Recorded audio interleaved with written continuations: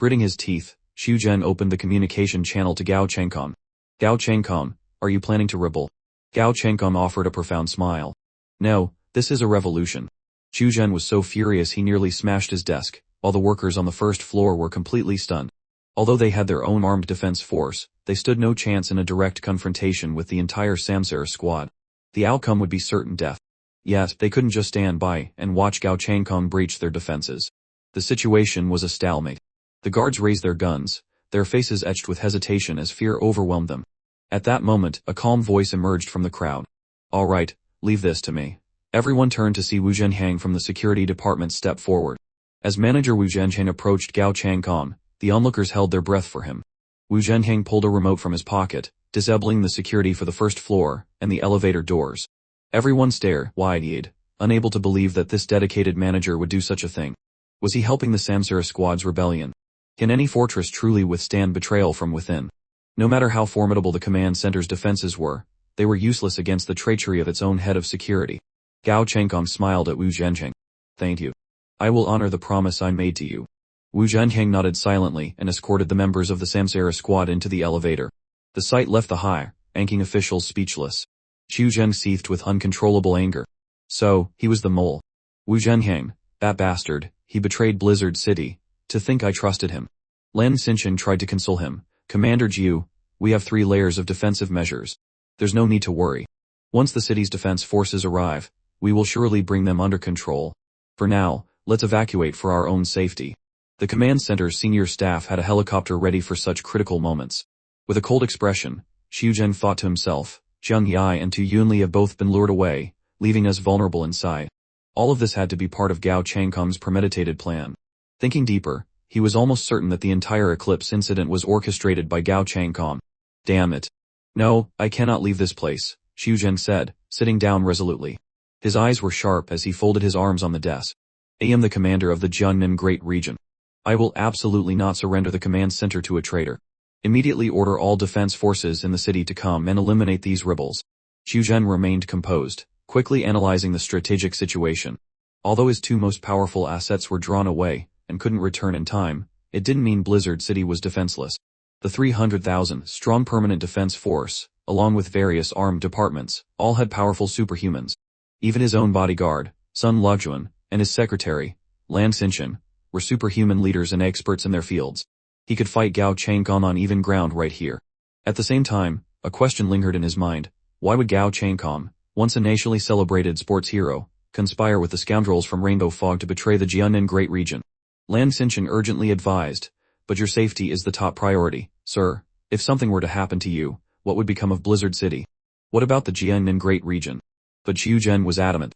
Flee. Where could I possibly run? I am not going anywhere. I will stay right here and see what they can do to me.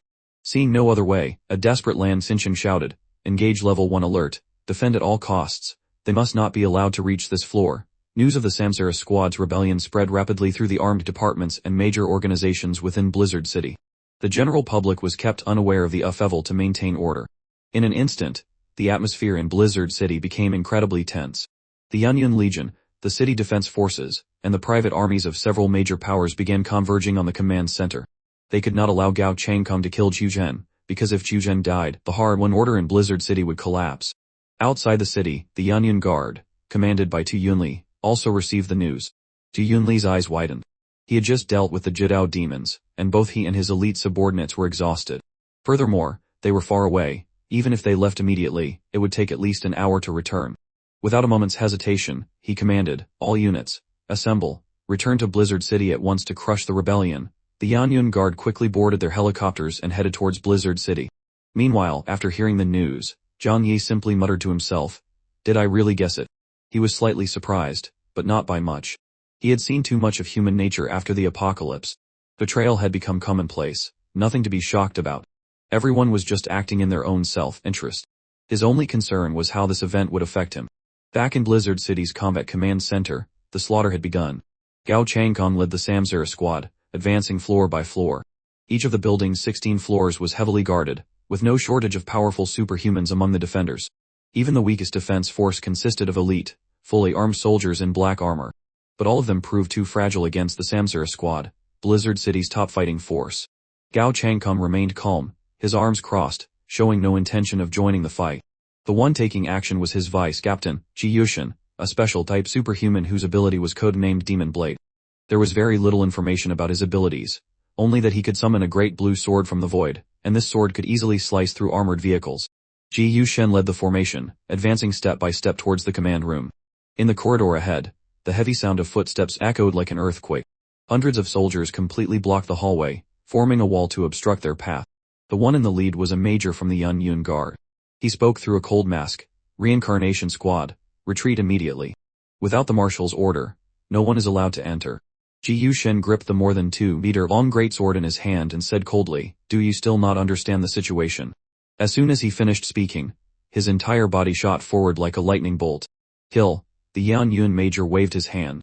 The soldiers behind him formed a battle formation, holding large explosion-proof shields in front, while the soldiers in the back raised their guns and fired.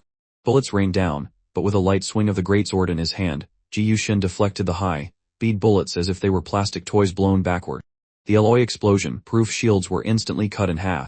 Dozens of guards were killed in a single move, their mangled bodies and fresh blood staining the entire corridor red. Zap! In the hallway, numerous laser beams formed a dense, massive net, enveloping the reincarnation squad. Ji Yushin pointed his greatsword at the wall and swung it swiftly, a series of sword-after images slicing through the air. The initially solid wall was cut like tofu, and the laser weapons inside were completely destroyed. In the command center, Xu Zheng sat upright in his chair, the screen displaying surveillance footage of the reincarnation squad. A group of defense forces and the Yun Guard charged to attack them, trying to block their path, but the difference in power was too obvious. Gao Changkong had not even made a move yet. Just a few of the superhumans under his command were enough to clear all obstacles in their way. Stop them for me. Absolutely do not let them reach the command center. Where are the external reinforcements? Why haven't they arrived yet? Lan Xinchen yelled into the radio, his forehead already beating with cold sweat. For the first time, he felt his life was in danger. Even though the apocalypse had been going on for so long, as one of the leaders of Storm City, he had never imagined his own death. But the step-by-step approach of the reincarnation squad made him feel the threat of death for the first time. Over the radio, the unit leaders reported, "We will be there shortly. Please rest assured, Marshal, we will absolutely not let the rebels harm you." Guman noticed the reinforcements rushing in from outside, the piercing sound of sirens growing closer. They were approaching. She chuckled softly, raised her right hand, and snapped her fingers. Just as the support units got near the building, they suddenly saw a giant black cube appear around it. The entire building was enveloped by the black cube. "This is Guman's barrier from the reincarnation squad," a lead officer said with a worried look. Guman, an emitter-class superhuman, had an ability named Barrier. As a top-tier barrier user, her ability to erect barriers was incredibly formidable.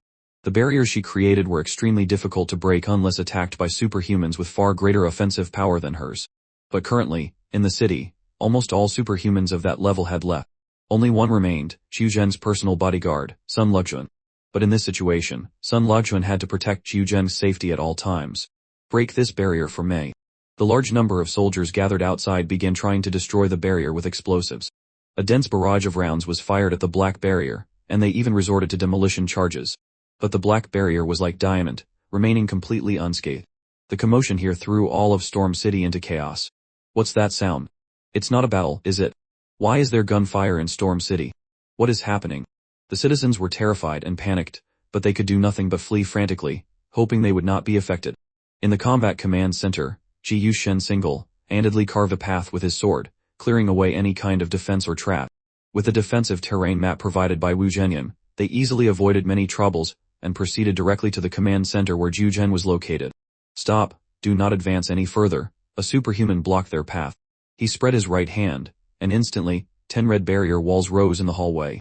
Ji Yushin smirked, revealing his white teeth, then held his greatsword and calmly stepped forward. Useless, useless, useless. With each swing of his greatsword, he easily shattered a barrier wall.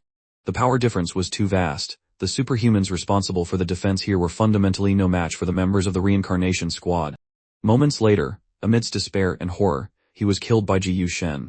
Gao Changkong looked at the scene before him and murmured, "Killing is not my intention. If possible, I only want to take Zhu Zhen's life, and then rebuild the order of Storm City. But throughout history, reform has never been bloodless. I will remember you, but for now, you must die." A hint of sorrow flashed in his eyes, truly pained by this civil war. But his steps remained as firm as ever. Inside the command center, all the staff were drenched in sweat.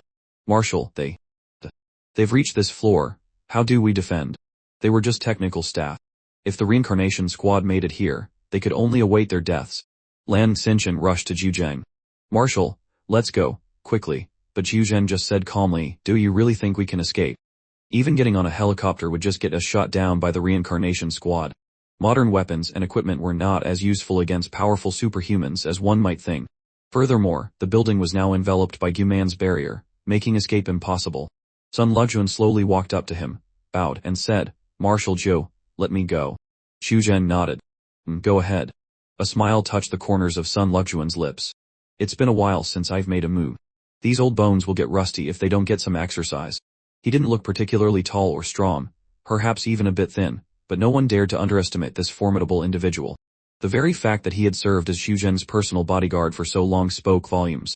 Sun Luxuan turned and stepped out of the command room. With a flash of white light, he casually closed the door behind him. The hallway had become a bloodbath. The last of the guards defending the area had been slaughtered, their severed bodies strewn everywhere. Fresh blood stained the walls and ceiling.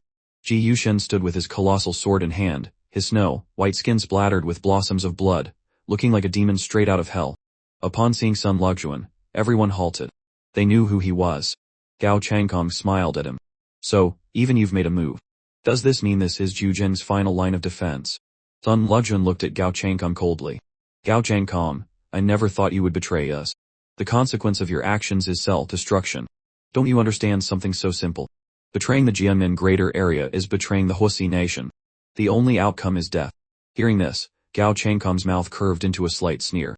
He retorted mockingly, since when do you people in high places, who treat the lives of ordinary citizens like grass, get to represent everyone? Enough talk.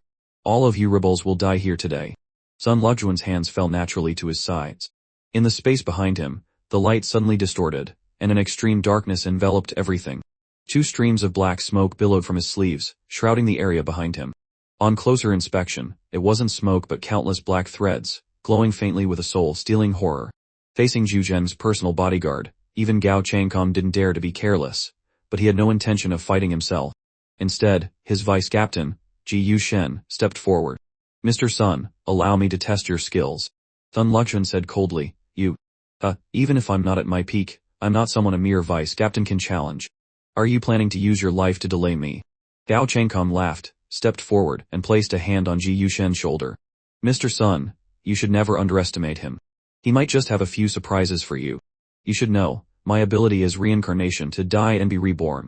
Therefore, I can use my power within the cycle of reincarnation to run countless simulations. Gao Changkong asked with a smile in his eyes, guess how long I've been preparing for today? A flicker of caution appeared in Sun Luxuan's eyes. What are you trying to say? Gao Changkong continued, of course I knew there was someone like you by Zhu Zheng's side. So I ran simulation after simulation, fighting you over and over again. I've understood your abilities for a long time. He looked at Ji Yushen with a hint of pride. He is the one especially prepared for you. Sun Luxuan's heart sank. Of course he knew what Gao Changkong's ability was. If such a person spent so much time and effort planning something, it was impossible to defend against. He had countless chances to fail and start over. But his opponent only had one chance. If he lost, he would truly die. Do you really believe you can defeat me this way? Sun Luxuan did not let Gao Changkong's words disturb his mind.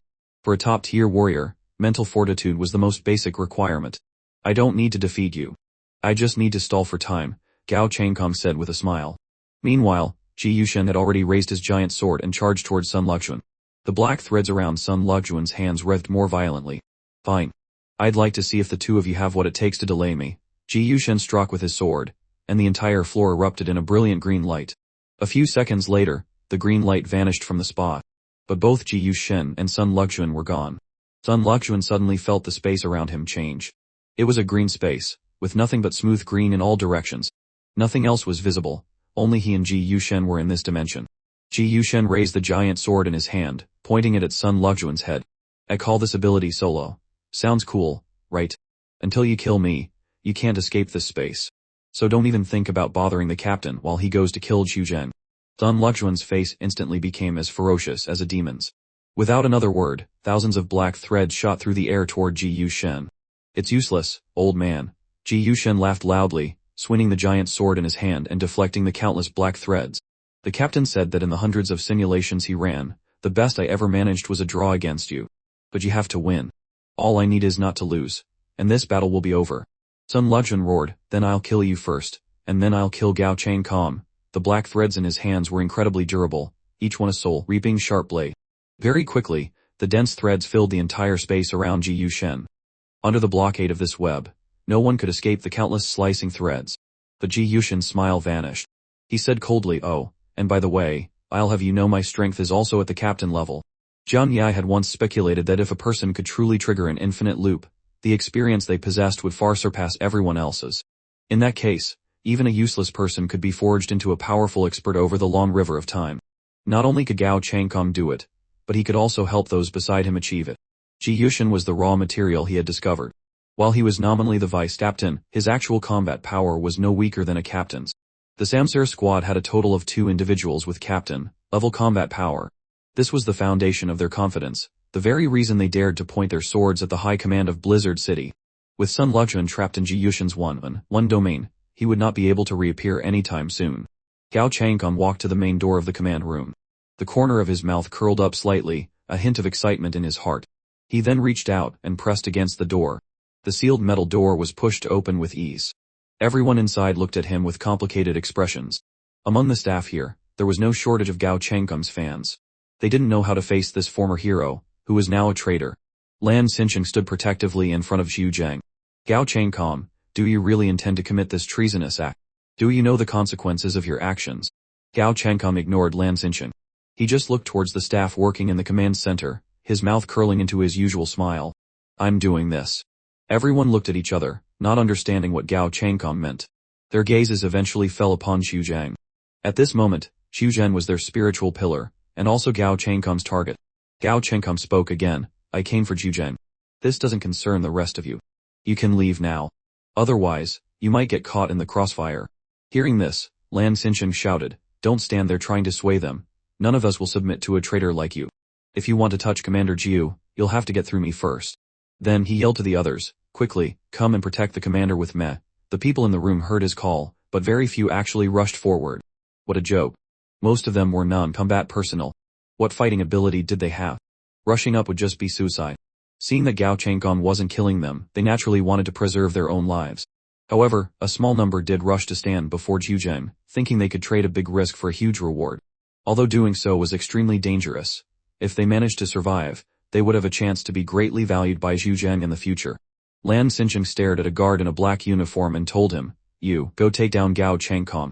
The black, uniformed guard looked at him in disbelief. Me. Lan Xincheng grew furious, grabbing him by the collar and staring him down, asking word by word, are you telling me you're not willing to die for our great commander? Cold sweat dripped down the guard's face. He didn't know how to answer the question and certainly didn't have the courage to actually challenge Gao Changcom. But Zhu Zhang's gaze remained fixed on Gao Changcom. Answer me, Gao Changcom. Why did you have to betray us? Why did you conspire with those damned wolf men from Rainbow Fog to deal with our own people? Zhu Zhang's voice grew louder, eventually sounding like a roar. He could accept Gao Changcom's betrayal, but collaborating with another race was something he absolutely could not forgive. Gao Changcom laughed contemptuously. The wolf men. They were merely my tools. Even if Deng Shen had died in battle and Jang Yi was defeated, I would have eventually killed them myself. Things just took a slightly unexpected turn, but it won't affect the final result. In Gao Changcom's original plan, Deng Shen was supposed to die. With Deng Shen dead, it would be logical for Gao Changcom to take on the mission to crusade against the eclipse. This would have made him the most prestigious person in Blizzard City. Then, step by step, he could approach the center of power. Finally, he would only need to create an accident to kill Zhu Zhang and become the new commander of Blizzard City. He could then use his own methods to create a brand new Blizzard City. Unfortunately, Jang Yi didn't die. Instead, he wiped out the eclipse. This meant Plan A had failed, and he could only execute Plan B, take advantage of Blizzard City's vulnerability and kill Zhu Zhang directly. Zhu Zhang stared coldly at Gao Changcom. From the very beginning, everything was your scheme, wasn't it? The spy in Blizzard City was you. You were the one who leaked information about our operations, leading to the Angel squad being surrounded and annihilated. Even the ambush on Jang Yi by the Eclipse and the Sky Dragon Ice Pirates was your doing. Gao Changcom said nonchalantly, as expected of Commander Zhu. You're quick to figure it out. But you're a little too late. He looked at the other people. What now? Do you want them to stay here and be buried with you? I don't like killing innocent people. They are all exceptionally talented individuals. The Jianmen Great Region will still need them in the future. The only person I want to kill is you. He then looked at the others. So, do you all really want to die here with Zhu Zheng? Gao Changkong asked with a gentle smile, but no one doubted for a second that his threat to kill everyone was a joke. The atmosphere in the office became strange and tense. Some staff members even began to tremble. Faced with life and death, one employee finally couldn't take it anymore. A woman broke down, crying as she said, "I want to leave. I want to go home." Gao Changkong politely made way. "You can leave now." The woman didn't dare to look back at Xu Zheng and Lan Xinchen. She ran out, crying loudly. With one person leading, the others were also driven by their desire to survive, scrambling to get out the door. Xu Zheng closed his eyes and waved a hand at the few hesitant subordinates beside him. "All of you, leave. Their target is me." The few men breathed a sigh of relief. After receiving Xu Zheng's order, they said softly, "Marshal, take care," and then followed the others out of the office. In the end, only Lan Xinchen remained by Xu Zheng's side. Perhaps it was because he didn't want to flee, but more likely, it was because his fate was tied to Xu Zheng. As Xu Zheng's secretary, if Xu Zheng died, and he survived, he would lose everything in Storm City. The newly appointed marshal would surely treat him as a deserter. Rather than face a miserable death then, it was better to risk his life now. Gao Changkong looked at Xu Zheng, who remained seated, facing him. "Now, let me send you on your way." Marshal Xu Zheng looked at Gao Changkong, his face cold, and asked in a low voice, "May I ask you one question? Why did you betray us? Did the Jianmen Greater Area wrong you in some way? Here, you had everything. You were respected and admired by tens of thousands. What could you possibly gain by betraying us?" Gao Changkong's face slowly broke into a grin. "Ha ha." He suddenly burst out laughing. "Xu Zheng, to this day you still don't know why I want to kill you. You see, I understand. In your eyes, an insignificant person like me is beneath your notice." He laughed loudly, his eyes growing colder. "Let me just give you one reminder. After the apocalypse began, my parents died because of an order you issued. They were both over 60 years old, with no ability to survive in the apocalypse. It was your order that drove them out of Storm City. From that moment on, there hasn't been a single day I haven't wanted to kill you and the entire high-level leadership of Storm City who enacted that law with you." Hearing Gao Changkong's words, Xu Zheng closed his eyes helplessly. "So it was because of that. But at the time, it was a necessary choice. We didn't have the resources to feed so many people. The entire population of Jinling back then was 15 million residents. As the disaster spread, people from neighboring cities began to flood into Storm City. Everyone wanted to bring their loved ones into this doomsday fortress to help them survive. If we hadn't taken measures to only allow those who could create more value to survive, the final outcome would have been everyone dying together." Xu Zheng's tone became firmer. "Therefore, your parents had to be treated the same." After hearing Xu Zheng's explanation, Gao Changkong clapped his hands. "Not a bad explanation. Spoken like a true marshal. Xu Zheng, so fair and wise, truly admirable. If you had really done that, perhaps I could have sympathized. But you didn't." A sneer touched Gao Changkong's lips. "Do you dare say you treated everyone equally? You're almost 60 this year, and you're not a superhuman. If you weren't in this position, you'd be too old and weak for manual labor. And you have a wife and children at home. Do they have to participate in labor? What about the other high-level leaders of Storm City? Are they the same as ordinary citizens? What value did they create for themselves and their families to live prosperous lives in Storm City?" Gao Changkong's voice rose a few decibels. "From Storm City's district to the district, those high city walls are the inherent barriers between classes. From the very beginning, you never treated people fairly. In your eyes, those of us in the district are inferior. And now, my dear Marshal Xu Zheng, with death at your doorstep, you're still sitting here lecturing me about fairness. Don't you find that laughable?" Gao Changkong looked down on Xu Zheng with contempt. He laughed freely, mocking him. He had finally spoken the words he had suppressed for half a year, venting all the accumulated resentment and injustice. At this moment, he felt an incredible sense of relief. He no longer had to live in constant fear. Xu Zheng was rendered speechless by Gao Changkong's scorn. After a long moment, he said slowly, "There are some things you only understand through experience. If the water is too clear, there will be no fish. Absolute fairness is inherently difficult to achieve. I needed the support of certain factions within Storm City, which meant I had to grant them privileges." Gao Changkong took a deep breath. Having said what he had held back for so long, his mood lightened considerably. "No one is born high and mighty. For instance, right now, your life is in my hands." He had vented his feelings. Now Xu Zheng could die. Gao Changkong raised his hand, aiming at Xu Zheng's head. What he was about to do felt like a crazed battle, a sacred act like slaying a god. By killing this false god, he would change this world of lies and deceit according to his own will. First, kill Xu Zheng, then wipe out the entire senior leadership of Storm City, those who had held positions of power since before the apocalypse. Only by wiping the slate clean and starting over could a new world order be built. This was the true meaning of the apocalypse. But just as Gao Changcom was about to strike, he heard a familiar voice. Gao Changcom, you've miscalculated.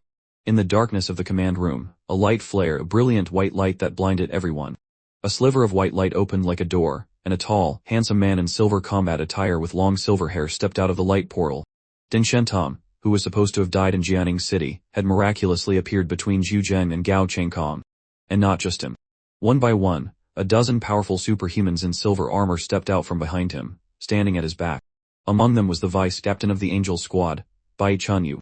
The other dozen superhumans wore special armor that obscured their faces. But from the powerful pressure they emanated, one could feel that their strength was certainly no less than that of the investigation team members. Gao Changcom narrowed his eyes at the sudden appearance of Deng Shen. Deng Shen, long time no see. You're still alive. Deng Shen's appearance stunned Lan Xinchen, but he noticed that Zhu Zheng's expression remained calm. It was obvious he had known about this all along. He breathed a silent sigh of relief, feeling much more at ease. So, the marshal had been prepared. It seemed that even he had been kept in the dark about the whole affair. How could Lan Xinchen have known that all of this was a plan concocted by Zhu Zheng and Deng Yuanbo? After the second failed encirclement, they had confirmed there was a spy from Shiyu within Storm City. If this problem wasn't dealt with, they would not only face external pressure but also the possibility of a major internal uprising. Therefore, the two had discussed and devised a plan. The apparent emptiness of Storm City today was deliberately created by Zhu Zheng, with the aim of luring the rebels out into the open. Zhu Zheng sat calmly in his chair, looking at Gao Changcom with a hint of regret. It's a shame. Why did the traitor have to be you? Nurturing a captain, level superhuman is incredibly difficult. It relates to innate talent. Even with sufficient resources, it's hard to cultivate one without a suitable host. Gao Changcom's betrayal, regardless of the outcome of this battle, is a great loss for Storm City. We've reached this point. There's no use in talking, Gao Changcom said nonchalantly. Deng Shen looked at Gao Changcom. I've wanted to fight you for a long time. Last time, you used Qi to ambush me. You didn't expect me to come back to life, did you? This time, it's my turn to kill you. Gao Changcom smiled. He asked in return, Deng Shen, do you still remember what my ability is? Deng Shen narrowed his eyes and smiled. Reincarnation. But that's just a front. You never honestly reported your abilities to the organization. You concealed your true power. The whole rebirth after death thing is a lie.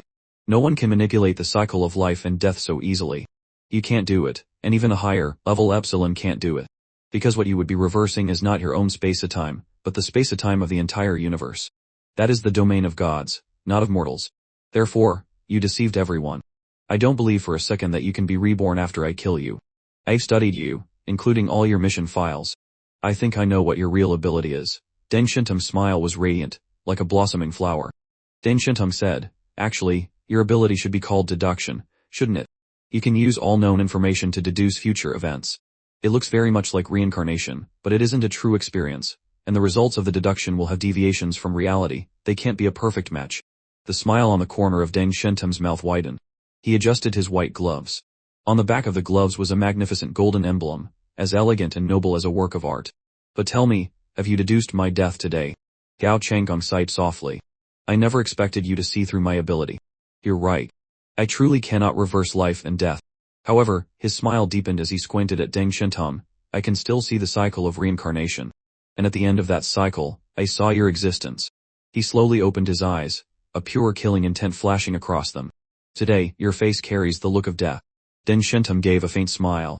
He reached to his waist, and drew a military knife made of adamantium metal. You want to kill me?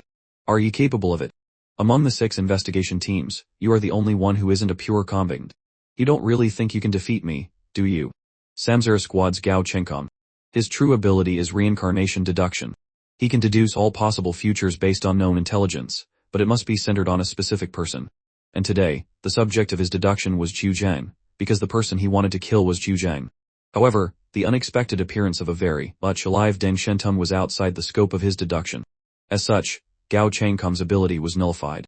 And without the advantage of this ability, his own combat power was likely only at the level of a vice captain. Deng Shen wore a smile, his attitude somewhat arrogant, but his eyes were incredibly focused. In half an hour at most, Tu Yunli and Jang Yi will return. It would be best if I can kill you rebels within this half hour. Even if I can't, I can stall for time until they return.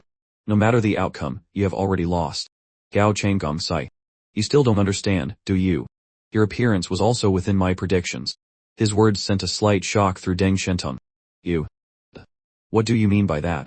Gao Changkong looked at him and said, I never believed that you would be killed by mere rabble like the wolfmen.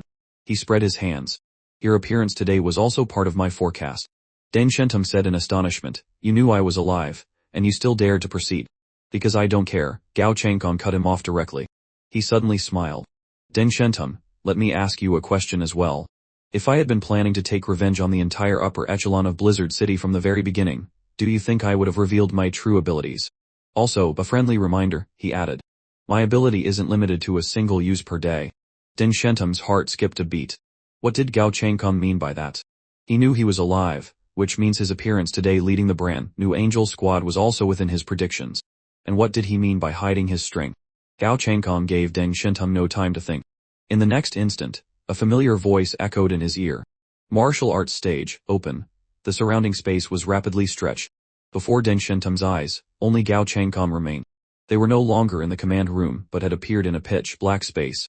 This is the martial arts stage. Deng Shen's face filled with shock as he instantly realized that the user of the martial arts stage ability was also part of the Samsara squad's rebellion.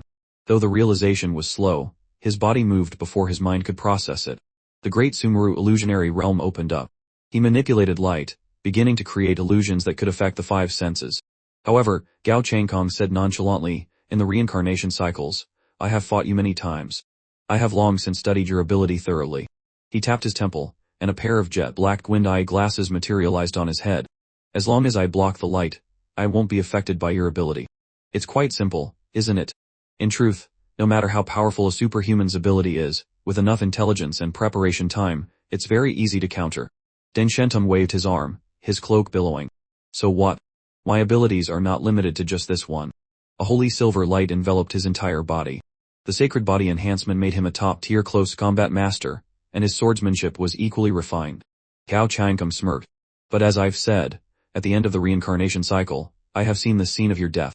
Truthfully, hiding one's true strength from the countless eyes in Blizzard City is no easy feat. Speaking of which, I even have a bit of admiration for that superhuman from outside the city. Gao Changkong's eyes turned cold. Today, let me show you my true power.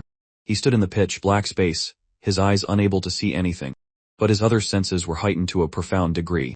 All of this was prepared for Deng Shen. In the reincarnation cycles, he didn't know how many times he had tried, how many times he had failed. But now, his other senses could perfectly replace his eyes. As Gao Changkong's voice fell, strange blue talismans appeared from the void behind him. They were like patterns emerging in the emptiness, then intertwining and condensing, finally forming enormous characters. The characters were imprinted in the void, which manifested in the form of rock. The stone fragments slowly and methodically combined, eventually forming a giant rotating wheel behind him. The 6 large characters formed by the talismans were clearly the Buddhist sect mudras in Sanskrit from the Tianwu treasure wheel. Gao Changkong formed a seal with both hands, corresponding to the 6 Buddhist sect mudras on the Tianwu treasure wheel behind him. Indestructible Wisdom King seal, the mark of the Wisdom King appeared, and a thick, ancient suit of armor rapidly formed on his body. Gao Changkong changed the seal. Sun Wheel seal, a seal on the Tianwu treasure wheel lit up, and a giant broadsword radiating a holy light condensed in his palm. The holy weapon, the Sun Wheel sword. His final seal was clasping his hands together. Meditation seal. Instantly, his eyes changed, becoming as tranquil as still water. His gaze was directed at Deng Shen, yet it seemed to pass through him, looking into the endless river of time and space.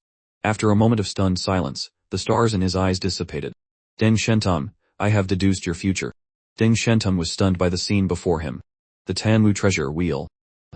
This ability had never been recorded by Blizzard City. This meant that during all his missions for Blizzard City, this power had been perfectly concealed. However, this did not make Deng Shen feel fear. On the contrary, it made him grin, a feeling of intense excitement growing within him. Then let's fight. His body shone with a brilliant radiance. It was the power of the Hen of Light, making him look like a descended god.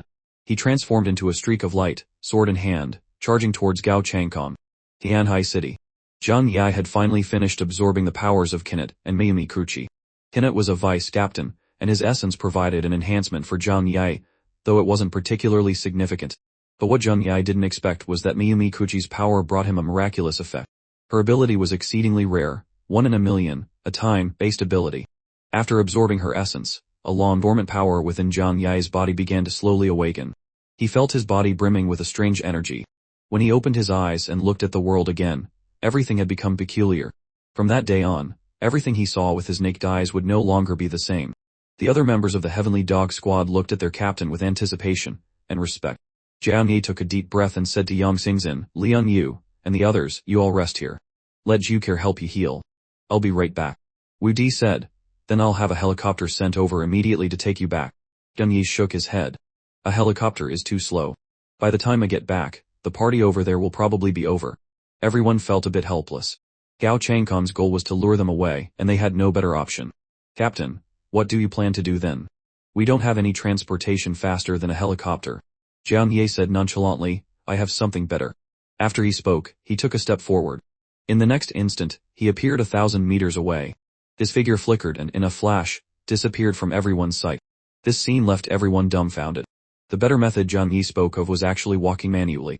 But for Jang Yi, who possessed spatial teleportation, this was indeed faster. The captain's power has grown stronger again, Bailey Chanking lamented. I remember at the beginning, his spatial teleportation couldn't cover such a long distance. Wu Di nodded. That's why he's the captain. Although everyone was worried about the situation in Blizzard City, they were all severely injured and couldn't be of much help. Fortunately, the local forces in Tanhai City had arrived to take them to Jang Yi's shelter. With Jukir there, as long as they could make it, even if they lost limbs, they could be saved. Blizzard City. The combat command center was enveloped by a giant black barrier. Outside, tens of thousands of troops had gathered. Gunfire thundered, but no one could get inside. Because Xu Zhen was inside, they were hesitant and couldn't use overly powerful explosives to attack. At this moment, outside the command room, the Samzara squad and the new Angel squad were engaged in a brutal slaughter. The four captain-level figures had all chosen to enter different battlefields to fight. This was actually to protect their team members. Otherwise, in such a confined space, if they truly fought, everyone else would die from the aftershocks of the battle. But everyone understood clearly that the key to victory or defeat still lay with the four captain-level individuals. In the solo domain, the battle between Ji Yuxian and Sun Luxuan was incredibly bloody. Everything Sun Luxuan practiced were killing moves, without any flashy tricks. Coupled with his eagerness to leave the domain to protect Xu Zhen, every move was a fatal blow. However, all of his techniques were already as familiar as the back of his hand to Ji Yuxian. For today's operation, Gao Changcon had considered all possibilities, running countless simulated deductions. Every detail was clearly thought out. This battle between Ji Yuxian and Sun Luxuan had also been played out countless times. Gao Changcon had coached him through it, time after time. He had even analyzed every single one of Sun Luxuan's moves and drilled the counters into Ji Yuxian. Finally, after the 80-second simulation, the result was a draw. Therefore, Ji Yuxian's goal today was simple. He never expected to be able to kill Sun Luxuan. From the very beginning, his fighting style was primarily defensive. However, in the other battlefield, the confrontation between Deng Shen and Gao Changcon was far more terrifying. After no longer hiding his strength, Gao Changcon revealed his powerful combat capabilities. The Tianmu treasure wheel artifact granted him immense fighting power, the indestructible Wisdom King armor for defense, and the Sun Wheel sword for offense. He was as majestic as a Dharma King protector of Buddhism, locked in a fierce battle with Deng Shen. As someone from a wealthy family, Deng Shen had practiced swordsmanship since childhood, though his was of the Western style. The slender, elegant blade with its sharp tip never strayed from the center of Gao Changcom's body. The flower sword and the Sun Wheel sword clashed continuously, sending out brilliant sparks in this void, like space. The more Deng Shen fought, the more horrified he became. It was as if Gao Changcon had anticipated his every move, easily parrying them. I told you, I have seen your death at the end of the reincarnation cycle. You have no chance of winning against me, Deng Shen. A faint, confident, and fearless smile appeared on Gao Changcom's lips. Lian's seal. He formed a seal with one hand again. A symbol on a corner of the heavenly dance treasure wheel behind him lit up. From the center of the giant wheel, the ethereal figures of three lions emerged, letting out a roar at Deng Shen. Space distorted. The roar made Deng Shen feel as if his internal organs were trembling. He couldn't help but cough up a mouthful of blood. At this moment, Deng Shen could hardly believe that he was being completely suppressed by Gao Changcon in combat. The close quarters combat skills he prided himself on, his elaborate feigned death, turned out Gao Changcon had seen through it all. Your deduction ability. How many times can you use it? Deng Shen asked in a low voice. Gao Changcon laughed. More than once, anyway. Want to find out? He raised the index finger of his left hand and pointed it at Deng Shen. You can test it with your life. Meditation seal. was activated once more. The trajectory of the future was constantly being corrected. Gao Changcom was like a mender, continuously patching up flaws. As long as he could gather enough information for his deductions, he would always be the winner. For now, first kill Deng Shen, then kill Zhu Zhang. After that, they could easily escape Storm City. Jang Yi and Tu Yunli were not here, nor were the other captains. No one in Storm City could stop them now. However, at this moment, Jang Yi arrived. He saw the giant barrier, like a crystal coffin, but he didn't act hastily. Over the radio, he was still in contact with Zhu Zhang. Marshal Zhu, what's the situation on the ground? I'm rushing back as fast as I can. Please rest assured, I will do everything in my power to rescue everyone. Jang Yi's voice was full of anxiety, but his eyes were calmly fixed on the headquarters building. Adding flowers to brocade is not as good as sending charcoal in a snowstorm. He wanted to act at the most critical moment. To curry favor, one must sell such a huge favor to maximize one's own benefits. Hearing Jang Yi's words, Zhu Zhen was a little moved. It doesn't matter if I make it back in time. Even though I'm injured now, for Marshal Xu and the future of the entire Jianan greater area, I must risk my life to stop Gao Changcom, Jang Yi said with a solemn oath. Zhu Zhen was touched. Even in his situation in Tianhai City, Jang Yi hadn't forgotten to come back to save him. It seemed he had misjudged Jang Yi in the past. Gao Changcom is fighting Deng Shen. My bodyguard is being held back by Ji Yushen. The situation is chaotic right now. The reincarnation squad wants to kill me, and the Deng family is protecting me. Jang Yi, you must get back here quickly. We need powerful support. Zhu Zhen knew that only the appearance of another captain-level individual could change the dire situation. Jang Yi nodded emphatically. Rest assured, I'm already moving at top speed. Don't hang up. I need to understand the situation on the ground at all times. Please remember that. Zhu Zhen didn't know what Jang Yi was planning, but he needed him now, so he agreed. Jang Yi sat not far from the command center building, chewing on food that boosted his energy while listening to the sounds of battle from his earpiece. He thought back to a story from his school days about a pot mender. A homeowner's pot had a hole, so he called a mender.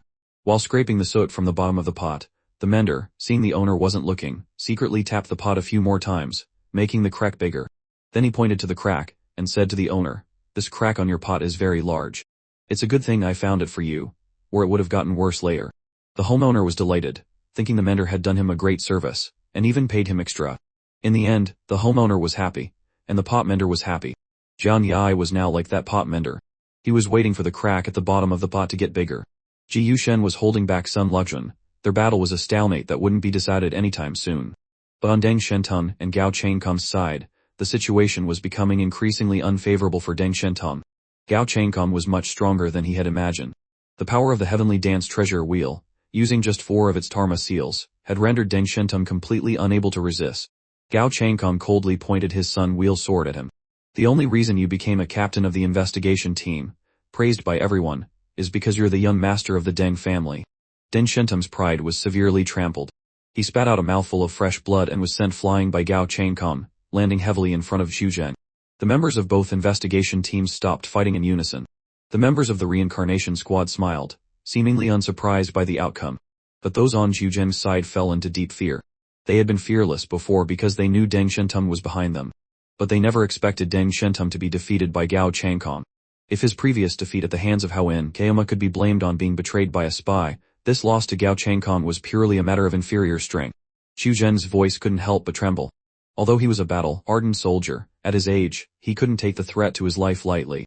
He had such strength before. Why didn't you let us know sooner? I would have definitely nurtured you well, maybe even let you become the next marshal. Zhu Zhen tried to placate Gao Changcom this way. Gao Changcom sneered. Oh, you would have. It's not like I didn't give you a chance. In fact, the plan to encircle and eliminate Shai this time was orchestrated by me. If you had just given me the opportunity to be the main character of the event, I could have waited longer. He sighed and shook his head with a hint of regret. But in your eyes, power is greater than anything. You'd rather let an outsider of unknown strength lead than give me a chance. I have given up all illusions about you. Gao Changcom walked step by step toward Zhu Zhen, sun wheel sword in hand. Deng Shentum struggled to his feet. The members of the new angel squad behind him didn't retreat an inch. It seems I really have to risk my life this time. Gao Changcom mocked. Are you planning to use drugs? You should know that your potential has long been pushed to its limit by the Tenshi Technology Group using science and despicable tricks. Even if you use more drugs, your strength won't increase much. It will only make you die faster. Deng Shentum smirked, his mouth full of blood. We'll have to try to find out. He calmly injected himself with compound No. 5. Immediately, a more powerful force erupted from within his body. Deng Shen raised the flower sword in his hand, aiming it at Gao Changkong. A terrifying and unparalleled power radiated from the tip of the sword, reaching Gao Changkong in an instant. Gao Changkong's left hand had already formed a seal. The fifth Dharma seal of the heavenly dance treasure wheel lit up. A large treasure vase materialized in front of him, its mouth aimed directly at Deng Shen. All of the terrifying, unparalleled power was sucked into the treasure vase. Deng Shen gritted his teeth and roared fiercely, continuing to unleash his power. A crack sounded from the body of the treasure vase as a fissure appeared. Gao Changkom's expression couldn't help but change. Although he could deduce all of Deng Shen's attack methods and trajectories, when a captain started fighting for his life, even he couldn't respond calmly. Immovable Wisdom King, Gao Changkom shouted. A giant ethereal image of the immovable Wisdom King appeared behind him, its arms spread wide to embrace him. The treasure vase couldn't withstand Deng Shen's power, and exploded with a boom. The terrifying energy surged outwards. The high-rise building was rocked by this energy. All of its bulletproof glass shattered and was blown outwards by the shockwave. Even the internal structure of the building was heavily damaged. And so, the view became clear. Every image was captured by Jang Yi's eyes from a distance. He saw Gao Changkong stumble back a few steps, blood trickling from his mouth. As for Deng Shen, his eyes were wide and bloodshot as he spat out a large pool of blood. His condition was not good. The two captains had fought to a standstill where both were injured. Only then did Jang Yi slowly stand up. It's time for me to make my appearance. Heroes in stories always appear at the most critical moments to save the day, to prop up the city as it's about to fall.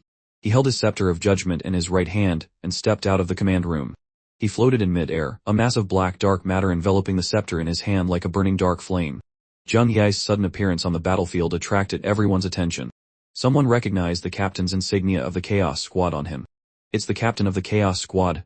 He's here. That's great, the marshal will be saved. Elation appeared on the faces of many soldiers below as a weight was lifted from their hearts.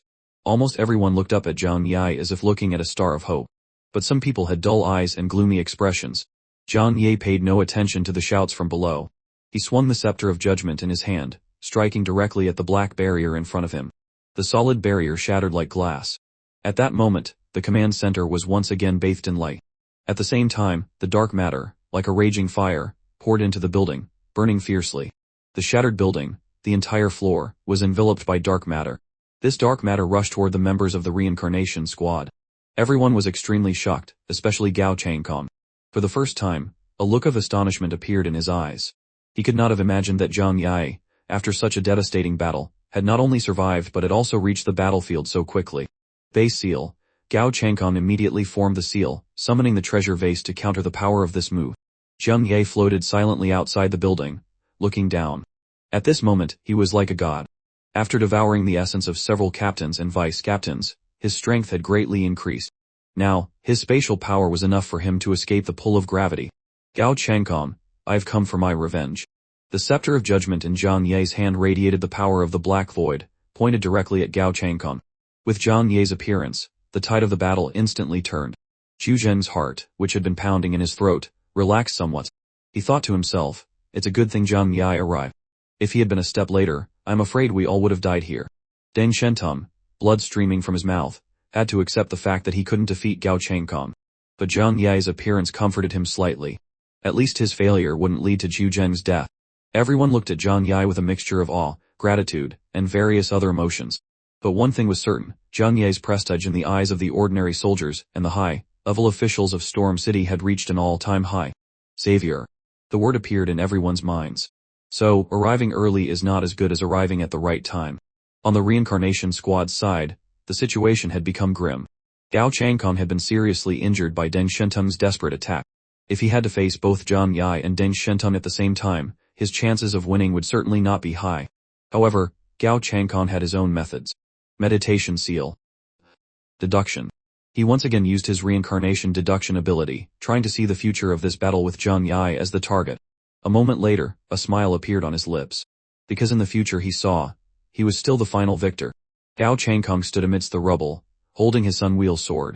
Jang Yi, Deng Shen, come at me together. This Gao Changkong is not afraid. Fearless lion seal, he activated, feinting a direct attack against Jang Yi. But in a split second, he turned to kill Zhu Zheng. As long as Zhu Zheng was dead, everything would be over. But just as he made his move, Jang Yi's figure flashed, instantly repositioning himself in front of Zhu Zheng. The slash from the sacred relic clashed violently with the sun wheel sword.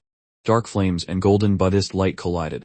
Half the sky turned into two completely different colors, one side, a dark shadow like a heavenly demon, the other, a brilliant gold as if 10,000 Buddhas had gathered at once. With a thunderous roar, the entire ceiling of the high-rise building shattered, but the fragments flew upwards into the air. The surrounding superhumans, none of whom were below the vice-captain level, could not withstand this immense power and were sent scattering across the command center. Immediately, a terrifying battle also erupted below. Members of the Yanyun Guard, the defense forces, and the Angel Squad began to surround and attack the members of the Samsara Squad. Deng Shen struggled back to his feet, holding his flowered sword, and sneak attacked Gao Changkong from behind. Lan Xinchen was determined to protect Zhu Zheng to the death. Gao Changkong's eyes were cold. There was no longer any path of retreat. He had to kill Zhu Zheng to resolve everything. Even when facing two captain-level superhumans at the same time, he still felt invincible. I have seen through your futures. Awaken. Using his reincarnation deduction, Gao Changkong had grasped the combat abilities of both Deng Shen and Zhang Yi. Deng Shen was easy to kill, Zhang Yi was the biggest problem. Therefore, he pushed his Tianwu treasure wheel, intending to shatter Zhang Yi's spatial ability first. As long as his pocket dimension absorbed more power than its limit in a single instance, it would collapse. The sun wheel sword was raised high, and a terrifying storm of energy, with Gao Changkong at its center, surged forth. Zhang Yi, can you withstand this ultimate move of mine? Gao Changkong questioned grimly. Immediately after, the sun wheel sword, brimming with killing intent, slashed directly towards Zhang Yi. The colossal energy storm seemed capable of tearing apart the horizon, aimed squarely at his body and the entire building behind him. This terrifying storm possessed the power to flatten everything behind Zhang Yi. Instinctively, Zhang Yi sensed Zhu Zheng was behind him. If he dodged this blow, Zhu Zheng and Lan Xinchen would surely die. Lan Xinchen's death didn't matter, but after expending so much effort to rush back here, he absolutely could not let anything happen to Zhu Zheng. After all, if Blizzard City changed its commander, the new one might not be as favorable to Zhang Yi as Zhu Zheng was. His expression turned serious. A deep black light flashed in his left eye. Temporal echo. After absorbing the essence of Mayumi Kruchi, Zhang Yi had awakened a new ability. This ability was very special. It didn't directly increase his combat power but instead gave him a form of combat intuition that allowed him to achieve the best possible self-preservation during a fight. First, it could predict attacks aimed at him and formulate a response. Second, it could find the weakness in an opponent's attack and neutralize it. After Temporal Echo was deployed, the vision in his left eye completely changed. It was a world different from before. The eye of Gao Changkong's storm was instantly locked on by him. That was the key point where Gao Changkong's power was concentrated. Zhang Yi raised the sacred relic in his hand, aiming directly at the churning energy storm. Blade of Rupture. A blade that shatters substance. The dark power of the void condensed and transformed into a massive arrow, shooting out from the tip of the sacred relic, viciously colliding with the sun wheel sword. The black arrow pierced into the center of the storm. In the next moment, the violent tempest suddenly swelled up like a balloon and then burst. The energies canceled each other out, ultimately creating only a gale that blew in all directions, with not a single bit of energy affecting the area behind Zhang Yi. However, with that single blow, more than half of the command center building had collapsed. Gao Changkong's pupils contracted violently. This is impossible. Everything before him was completely different from what he had seen in the future. According to his earlier deduction, either Zhang Yi would dodge, and Zhu Zheng would die, or he would use his spatial ability to absorb the full force of the attack, after which his spatial dimension would shatter. A third possibility had emerged. He didn't know that opposite him, Zhang Yi also possessed a predictive ability. It was just that Gao Changkong's prediction was like a computer-programmed simulation, not necessarily without error. Zhang Yi's predictive ability, however, was a rule of the time domain itself, meaning it could foresee the future in advance. A higher level ability, it had rendered Gao Changkong's reincarnation deduction useless. Zhang Yi, why must you stop me? Gao Changkong looked at Zhang Yi and said calmly, I am not your enemy. You and I are the same kind, from humble beginnings. There's no need to sell your life for people like them. As long as I kill Zhu Zheng, I can re-establish order in the Jianmen Great Region.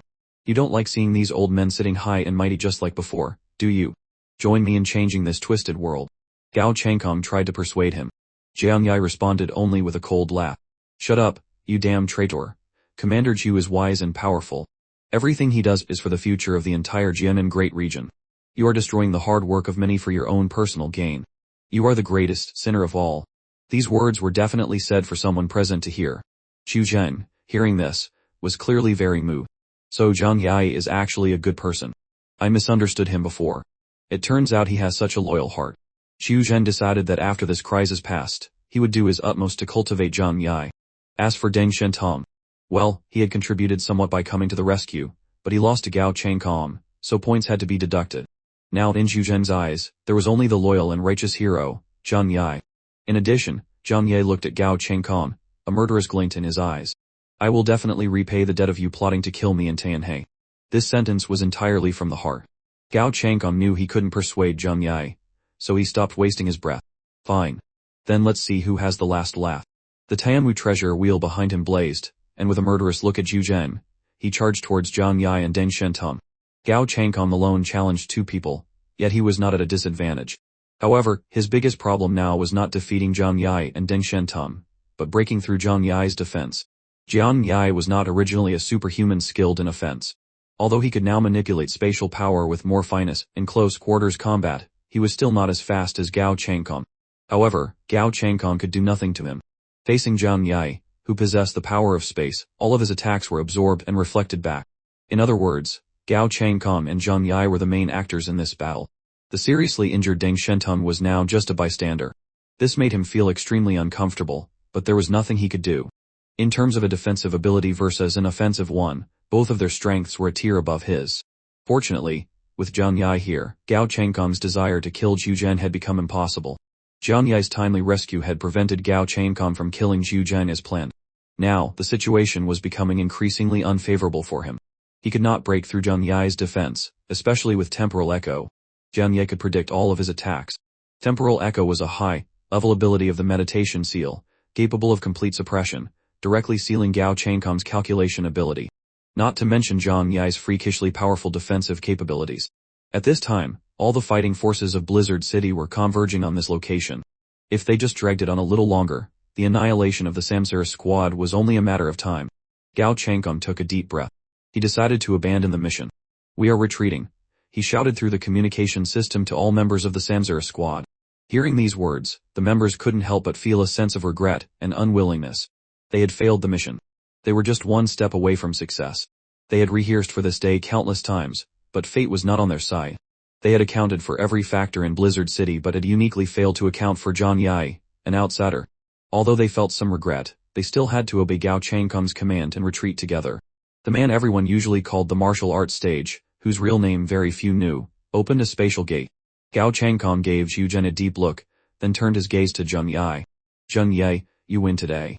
I underestimated you. But next time won't be so simple. Jang Yi said nothing. Only Deng Shen walked forward with his sword, his sharp eyes fixed on the spatial gate. He didn't need to think to know it led to a location somewhere outside the city. This was the escape route the Samsara squad had prepared for themselves. Do you think you can escape? Deng Shen questioned in a low voice. Gao Changcom looked at Deng Shen, his eyes carrying a hint of contempt. He wasn't deliberately trying to humiliate Deng Shen, he simply didn't regard the loser he had defeated as an equal. Deng Shen, you should thank Jang Yi for saving your life. Otherwise, you'd be a dead man. Deng Shen was immediately agitated but dared not act recklessly. Because at this moment, he was truly not Gao Changcom's match. He could only turn his eyes to Jang Yi, hoping Jang Yi could help him block the man before him. Jang Yi did not hesitate. He lowered his head and looked at his right hand. Dark flames enveloped the sacred relic. I am also very proficient in spatial power. With me here, do you think you can escape? Perhaps others couldn't, but Jang Yi could destroy their spatial tunnel. Gao Changcom frowned slightly. Then, two figures suddenly appeared in the air, He Yushin and Sun Luxuan.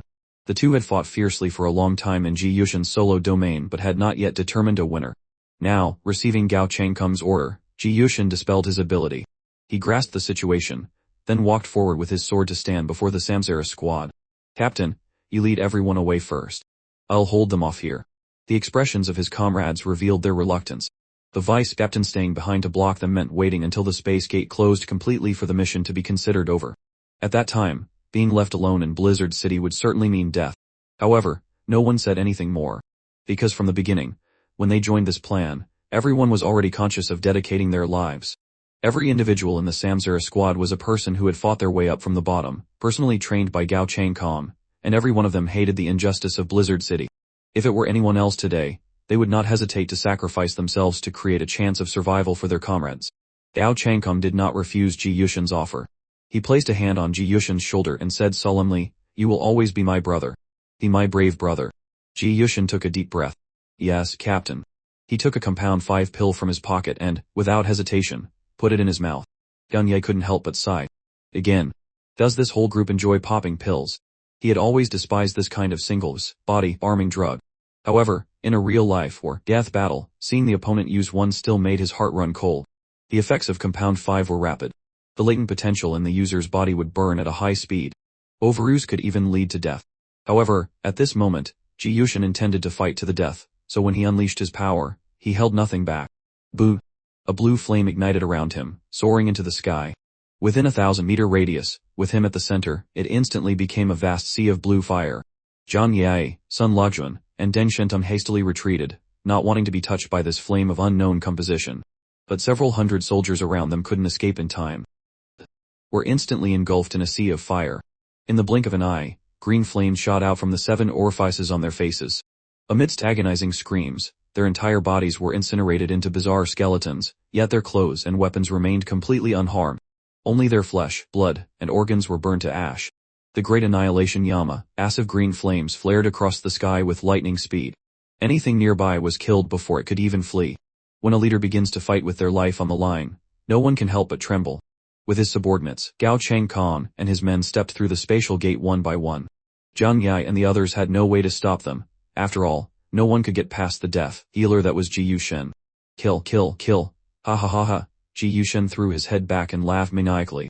This was the final revelry of a man letting go of his life. When a person no longer fears death, nothing in the world can bind them. The sky, flames began to burn fiercely, indiscriminately slaughtering everything around. Jang Yi, realizing the situation was dire, quietly retreated behind the others. Jang Yi was bound to die. He didn't need to risk his life against a dead man. I'll go protect Marshal Chu. You guys handle him. With that, Jang Yi intended to slip away. However, Sun Luojuan grabbed his arm and said with a smile, the reincarnation squad has fled. The marshal is safe now. Young man, let's face this together. Jang Yi frowned, but reluctantly nodded in agreement. At that moment, under Lan Xinsheng's protection, Xu Zheng had already left the battlefield. The first thing he did after escaping was to take out a satellite phone and contact the headquarters of the distant Shenzhen Greater Area. Hello, this is Xu Zheng of the Jianmen Greater Area. On the fierce battlefield, facing the suicidal Jang Yi, the three Jang Yi, Deng Shen, and Sun Luojuan dared not be careless. We have to control him, or he'll tear Storm City apart. Sun Luojuan reminded the other two. Understood, Deng Shen replied, immediately activating his great Sumer realm, using illusions to affect Jang Yi. To avoid being influenced by the illusions, Jang Yi had no choice but to close his eyes. However, unlike Gao Changkong, his senses were not overwhelmingly powerful, so his combat ability and sense of direction were severely hampered. Meanwhile, Jang Yi and Sun Luojuan attacked him from two other directions. This battle was not easy. The fire and explosions flattened the entire area within a mile of the combat command center. Jang Yi's death was ultimately due to using compound No. 5 to burn through his own life force. He died only after completely exhausting his energy. This was a captain, level member with immense offensive power who was incredibly difficult to kill. It was no wonder that when Deng Shen had feigned death earlier, many had not believed it. Jang Yi looked at Jang Yi's corpse and breathed a sigh of relief. It's a pity Gao Changkong and the others escaped. They won't get away, Deng Shen said through gritted teeth. Even if they escape Storm City, they will be listed as bank-wanted criminals, hunted by the entire Huasi nation. They will surely die. However, Jang Yi said, but with Gao Changkong's strength, killing him will be very difficult. His ability is extraordinary. Although there's a difference between deduction and predicting the future, the fact that he can use this ability multiple times in battle allows him to improve his strength much faster than ordinary people. Especially when he targets someone, he can train specifically against them. Coupled with the 6 powerful Dharma seals of the Heavenly Dance Treasure Wheel, the power he possesses is terrifying even at the captain level. Jang Yi mused, Deng Shen's ability index is only 9,300. Then Gao Changkong's must be at least 9,600 or higher. He's probably the superhuman currently closest to the Epsilon rank. He then added, except for me. As the three were talking, Xu Zheng's voice came from not far away. Rest assured, he won't escape. Jang Yi looked over. Xu Zheng's expression was a bit wary, but thanks to everyone's protection, he was not seriously injured, just a scrape on his right arm from a careless moment during the retreat, which was now bandaged. Jang Yi couldn't help but ask, you have another trick up your sleeve? Xu Zheng smiled. Of course. He looked up at the sky. His death is a certainty. Jang Yi didn't know where Xu Zheng's confidence came from. If he hadn't arrived in time, Xu Zheng would have been killed by Gao Changkong long ago. and now he was acting as if everything was under control. But just then, the clattering sound of dragging chains suddenly echoed in Jang Yi's ears. He and Deng Shen couldn't help but turn towards the sound. Suddenly, a hazy mist rose in the air, and the sound of chains grew clear. From within the mist, 2 chains appear, one pitch black, the other pure white. They gradually solidified from ethereal to tangible, rapidly extending forward. An aura of death emanated from the eerie, terrifying chains, instilling a fear that came from the depths of one's soul. The warning bells in Jang Yi's mind rang wildly.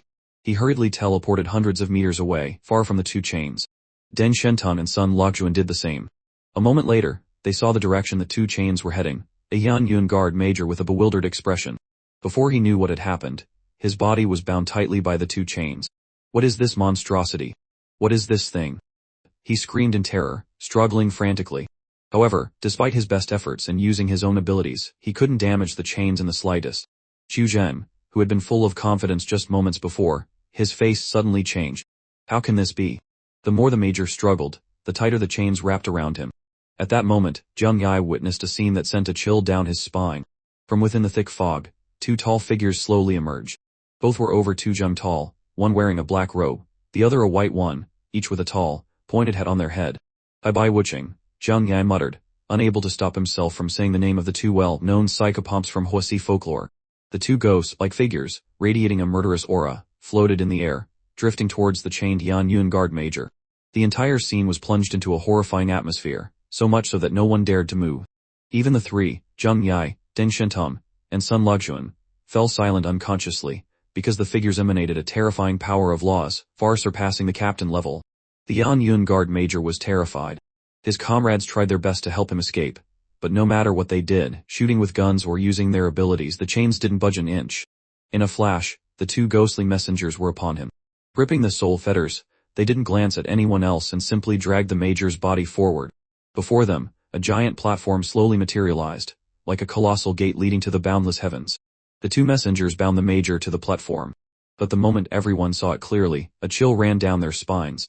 Because it was not the gates of heaven, but a colossal execution block, standing starkly in midair. A sharp, black guillotine blade hung above, tilted to one side. With a single drop, man or beast would be split in 2. The Yan guard major was scared out of his wits, screaming desperately for help, but his body was still bound by the soul fetters, unable to struggle. Crash. The execution block fell from above. In an instant, it sliced down from the top of his head to his feet. The major's body was cleanly cut in 2. If viewed from the front, one might think he was unharmed. But after the blade fell, all the strange phenomena quickly vanished. The ghostly messengers and the execution block dissipated into smoke, and the major's body split in 2 and collapsed. The horrifying death made everyone gasp. From beginning to end, no one had seen anyone harm the major. It was as if he had been cursed. Qiu Zhen's body was trembling not from fear, but from rage. Gao Changkong, you've played another trick on me. Jang Yi, with his keen perception, sensed something was wrong. Marshal, what's going on? Who attacked our men? Qiu Zhen looked at Jang Yi, silent for a long moment, then slowly said, I requested help from my superiors in the Shenjing Greater Area to eliminate the traitor Gao Changkong. This is the Hell's execution platform ability of the Curse Master. Any target locked by that person is certain to be killed. It is a rule of absolute death. He gritted his teeth. Damn you, Gao Changkong, he must have predicted all of this. I can't believe I let him escape. This incident truly startled Jang Yi. According to rumors, the Epsilon, level superhuman in Shenjing could hunt people down from thousands of miles away, but this was the first time he had witnessed it firsthand. However, he never expected that the first time he saw the Hell's execution platform in action, such an unbelievable mistake would occur. He was awed by the terrifying power of the ability, as its rule-based power made him feel incredibly fearful. Jang Yi pondered, if I were locked onto by this power, could I escape? However, considering that Qiu Zhen had intended to use it to kill Gao Changkong but was thwarted by some trick, it meant that the ultimate killing move of the Hell's execution platform must have certain conditions to be met. A hint of vigilance rose in Jang Yi's heart. It seemed he had to be careful with any requests from Storm City, especially not to give away any of his personal items. Who knew if they might become a double-edged sword used against him in the future? Qiu Zhen was a mix of fury, regret, and relief that he himself was unharmed. He looked at Jang Yi, his eyes filled with gratitude and admiration. Jang Yi, we were really lucky this time. If it weren't for your timely arrival, I'm afraid we all would have met with disaster. Sun Luxuan and Deng Shen also looked at Jang Yi with gratitude. Even the arrogant Deng Shen was not angry that Jang Yi had stolen the spotlight. After all, Jang Yi was their lifesaver. Jang Yi smiled inwardly but remained humble on the surface. I was only doing what a citizen of our Jianin greater area should do. Jang Yi's attitude pleased Qiuzhen greatly. He had already thought of 100 ways to promote him. But for now, they had other matters to attend to. After the battle ended, the heads of various departments and units in Storm City rushed over, one after another, to express their loyalty to Qiuzhen. Marshal, are you all right? Thank goodness. When I heard there was a rebellion at the command center, I was so worried. I was afraid something might happen to you. Sob. Marshal, I was so worried about you. These people hadn't even lifted a finger to help during the fight, but now they ran over, crying their eyes out. They really knew how to put on a show. After all, everyone was calculating their own interests. With a traitor in Storm City's leadership, Qiuzhen would certainly not let it slide. They had to quickly distance themselves from the reincarnation squad to protect themselves. Qiuzhen squinted, looking around at the people present. The high-level officials of Storm City were all here, but it was certain that some of them had colluded with the reincarnation squad. Otherwise, the few members of the reincarnation squad alone could not have deceived everyone to carry out such an operation. From Qiuzhen's cold eyes, Jang Yi could see that a major purge was about to begin. However, that was not his business. Qiuzhen turned back, smiled, and praised Jang Yi, then told him to get some rest. Of course, Qiuzhen did not spare any praise for Sun Laojuan and Deng Shen for their efforts in protecting him. But just as he made his move, Jang Yi's figure swiftly moved, relocating to another position directly in front of Qiuzhen. The slash from Saint's ruling clashed violently with the sun wheel sword. Dark flames and golden Buddhist light collided, splitting the sky into two completely different colors. One half was dark like a somber demon, while the other half was a brilliant gold, as if 10,000 Buddhas had gathered at once. With a deafening roar, the entire ceiling of the skyscraper shattered, but the debris flew upwards into the air. The surrounding espers, none of whom were below the rank of vice captain, could not withstand this immense power and were sent scattering across the command center. Instantly, a terrifying battle also erupted below. Members of the Yan Yun Guards, the defense forces, and the Angel Squad began to surround and attack the members of the Reincarnation Squad. Deng Shen, clutching his flower sword, rose to his feet and attempted a sneak attack on Gao Changcom from behind. Lan Xinchen was determined to protect Qiuzhen to the death. Gao Changcom's eyes were cold. There was no longer any path of retreat. Only by killing Qiuzhen could this matter be resolved. Even facing two captain-level espers at the same time, he still saw himself as invincible. I have already seen your futures. Awaken. Gao Changcom utilized his reincarnation deduction to grasp the combat abilities of Deng Shen and Jang Yi. Deng Shen was easy to kill, Jang Yi was the real trouble. Therefore, he activated his Heavenly Dance treasure wheel, intending to shatter Jang Yi's spatial dimension ability first. He knew that if the dimension absorbed power beyond its limit just once, it would collapse. The Sun Wheel sword was raised high, and a terrifying storm of energy, with Gao Changcom at its center, began to surge. Jang Yi, can you withstand this ultimate move of mine? Gao Changcom questioned grimly. Immediately after, the Sun Wheel sword, brimming with killing intent, slashed directly towards Jang Yi. The enormous energy storm seemed capable of laying waste to the horizon, aimed straight at his body, and the entire building behind him. This terrifying storm possessed the power to flatten everything in its path. Jang Yi instinctively sensed that Qiuzhen was behind him. If he dodged this attack, Qiuzhen and Lan Xinchen would surely die. Lan Xinchen's death didn't matter, but after all the effort he had expended to return, he absolutely could not allow anything to happen to Qiuzhen. After all, if Storm City got a new commander, it might not be as favorable for Jang Yi as having Qiuzhen in charge. His expression turned serious. A deep black light flashed in his left eye. Temporal Echo. After absorbing Mayumi Kyuko's origin, Jang Yi had awakened a new ability. This ability was unique. It didn't directly enhance his combat power but instead gave him a form of combat intuition that allowed him to achieve optimal self-preservation during a fight. First, it could predict attacks aimed at him and formulate a response. Second, it could find the weak point in an opponent's attack and neutralize it. Once Temporal Echo was activated, the vision in his left eye completely changed. It was a world different from before. He instantly locked onto the eye of Gao Changcom's energy storm, the focal point where Gao Changcom's power was concentrated. Jang Yi raised Saint's ruling in his hand, aiming directly at the surging energy storm. Void, breaking edge. The blade, which could shatter darkness, condensed the power of the void, transforming into a giant arrow that shot out from the tip of Saint's ruling, violently colliding with the Sun Wheel sword. The black arrow pierced the center of the storm. Immediately, the ferocious storm swelled up like a balloon and then exploded. The energies cancelled each other out, ultimately creating only a blast of wind that blew in all directions, with no energy affecting the area behind Jang Yi. However, with that single blow, more than half of the command center building had collapsed. Gao Changcom's eyes narrowed in shock. This is impossible. Everything before him was completely different from what he had seen in the future. According to his previous deduction, either Jang Yi would dodge and Zhu Zhen would die, or he would use his spatial dimension to absorb the full force of the attack, causing his dimension to shatter. Yet, a third possibility had emerged. He didn't know that on the other side, Jang Yi also possessed a precognitive ability. However, Gao Changkon's predictions were like a computer program, not necessarily flawless. In contrast, Jang Yi's precognitive ability was a rule of the time domain itself, allowing him to foresee the future. His higher, level ability had rendered Gao Changkon's reincarnation deduction useless. Jang Yi, why must you stop me? Gao Changkong said calmly to Jang Yi. I am not your enemy. You and I are both from humble beginnings. There is no need to sell your life for these people. As long as I killed Zhu Zhen, I can re-establish order in the entire Jianmen region. You don't like seeing these old men acting so high and mighty either, do you? Join me in changing this twisted world. Gao Changkong tried to persuade him. Jang Yi only responded with a cold laugh. Shut up, you damn traitor. Commander Zhu is wise and powerful. Everything he does is for the future of the entire Jianmen region. You are destroying the hard work of many for your own selfish benefit. You are the greatest sinner. These words were clearly meant for someone present to hear. Zhu Zhen was visibly moved. So Jang Yi is actually a good person. I misunderstood him before. It turns out he has such a loyal heart. Zhu Zhen decided that after this crisis passed, he would do his best to cultivate Jang Yi. As for Deng Shen, well, he had some merit in saving him, but he lost to Gao Changkong, so his points had to be deducted. Now in Zhu Zhen's eyes, there was only the loyal and righteous man, Jang Yi. Furthermore, Jang Yi looked at Gao Changkong, his eyes flashing with killing intent.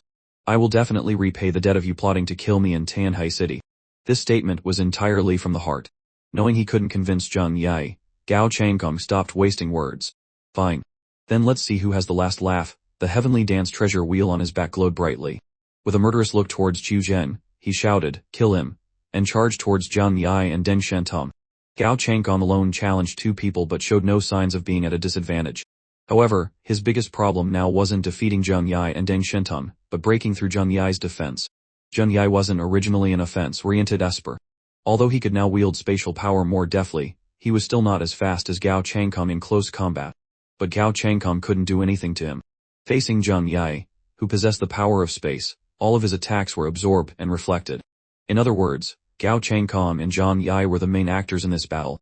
The heavily injured Deng Shen was now just a spectator. This made him feel extremely frustrated, but there was nothing he could do. In terms of both a defensive and an offensive ability, both of their strengths were a level above his. Fortunately, with Jang Yi here, Gao Changkong's plan to kill Zhu Zhen had become impossible. Jang Yi's timely rescue had thwarted his original objective. Now, the situation was becoming increasingly unfavorable for him. He couldn't break Jang Yi's defense, especially with Temporal Echo, which allowed Jang Yi to predict all his attacks. Temporal Echo was a high-level ability from the meditation seal, capable of completely suppressing and sealing Gao Changkong's computational abilities, not to mention Jang Yi's already monstrous defensive power. At this moment, all of Storm City's combat forces were converging on this location. If they just delayed a little longer, the annihilation of the reincarnation squad was only a matter of time. Gao Changkong took a deep breath. He decided to abandon the mission. We are retreating, he shouted through the communication system to all members of the reincarnation squad. Hearing these words, the members couldn't help but feel a sense of regret and disappointment. They had failed the mission. They were just one step away from success. They had rehearsed for this day countless times, but fate was not on their side. They had accounted for every factor within Storm City but had failed to consider one outsider, Jang Yi. Although they felt regret, they still had to obey Gao Changkong's command, and began to retreat together towards the place people often called the martial arts arena. Very few knew its real name. There, one of his men opened a spatial portal. Gao Changkong gave Zhu Zhen a deep look, then turned his gaze to Jang Yi. Jang Yi, you win today. I underestimated you. But next time, it won't be this simple. Jang Yi said nothing. Only Deng Shen walked forward, his sword in hand, his sharp eyes fixed on the spatial portal. He didn't need to think to know it led somewhere outside the city. This was the escape route the reincarnation squad had prepared. Do you think you can escape? Deng Shen questioned in a low voice. Gao Changkong looked at Deng Shen with a hint of contempt. He wasn't deliberately humiliating him, he simply didn't regard someone he had already defeated. Deng Shen, you should thank Jang Yi for saving your life. Otherwise, you'd be a dead man by now. Deng Shen was immediately agitated but didn't dare to act rashly. At this moment, he was truly no match for Gao Changkong. He could only look towards Jang Yi, hoping he would help him stop this man. Jang Yi didn't hesitate. He looked down at his right hand as dark flames enveloped Saint's ruling. I'm also quite skilled with spatial power. With me here, do you really think you can escape? Others might not be able to, but Jang Yi could destroy their spatial tunnel. Gao Changkom's brow furrowed slightly. Then, two figures suddenly appeared in the sky, Ji Yuxian and Sun Luxuan. The two had been fighting fiercely for a long time in Ji Yuxian's solo domain but had not reached a conclusion. Now, upon receiving Gao Changkom's order, Ji Yuxian dispelled his ability. He grasped the situation, held his sword, and stepped forward to stand before the reincarnation squad. Captain, you lead everyone away first. I'll hold them off here. The faces of his comrades showed reluctance.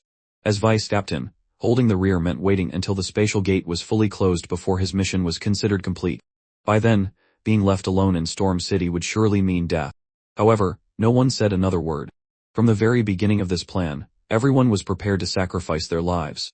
Every member of the reincarnation squad was someone who had struggled up from the bottom, personally trained by Gao Changkom, and each one of them hated the injustice of Storm City. If it were anyone else in his position today, they would have unhesitatingly sacrificed themselves to create a chance for their comrades to survive. Gao Changkom did not refuse Ji Yuxian's offer. He placed a hand on his shoulder and said solemnly, "You will always be my brother. Be my brave brother." Ji Yuxian took a deep breath. "Yes, Captain." He took a pill of compound No. 5 from his pocket, and, without hesitation, swallowed it. Jang Yi couldn't help but sigh. Again. Does this whole group enjoy popping pills? He had always disdained these one-time used drugs that were harmful to the body. However, in a true life and death battle, seeing his opponent use one still sent a chill down his spine. The effects of compound No. 5 were rapid. The latent potential in the user's body would burn at high speed. Overuse could even lead to death. However, at this moment, Ji Yuxian was prepared to fight to the death, so he held nothing back. Boom! A green flame erupted around him, shooting up into the sky. Within a 1,000-meter radius, with him at the center, the area instantly became a vast sea of green fire. Jang Yi, Sun Luxuan, and Deng Shen hastily retreated, not wanting to be touched by these flames of unknown composition. But surrounding them, several hundred soldiers were not quick enough to escape. Truly be the leader of such a large region. When the Tengu squad returned to Storm City, Yang Xingzhen came along. As for Liang Yu, she was at home recovering from her injuries. Jang Yi asked about the current situation in Tanhai City, but Yang Xingzhen's answer made him feel a bit melancholic. Although the local factions did not participate in the main battle during this attack by the Eclipse organization, the losses they suffered were still extremely tragic. The few organized bases, which already lacked sufficient combat strength, lost 30% of their soldiers during the battle with the Heavenly Dragon pirates. If this continued, the manpower in Tanhai City would become increasingly scarce. Yang Xingzhen asked curiously, "Big brother, are you planning to increase Tanhai's population? That doesn't seem like your old self." Jang Yi shrugged. "Although I hate power struggles, I can't stand to see Tanhai City turn into a ghost town. Besides, I'm not worried about anyone targeting our shelter. When you have strength, you naturally don't need to fear others' covetous eyes." Yang Xingzhen grinned and said, "Restoring the population is truly a long-term project. Even if the entire current population of Tanhai City tried to have children, we would only see the effects in a dozen years or so. But given the current situation, maybe the age of fertility could be lowered, just like in ancient times."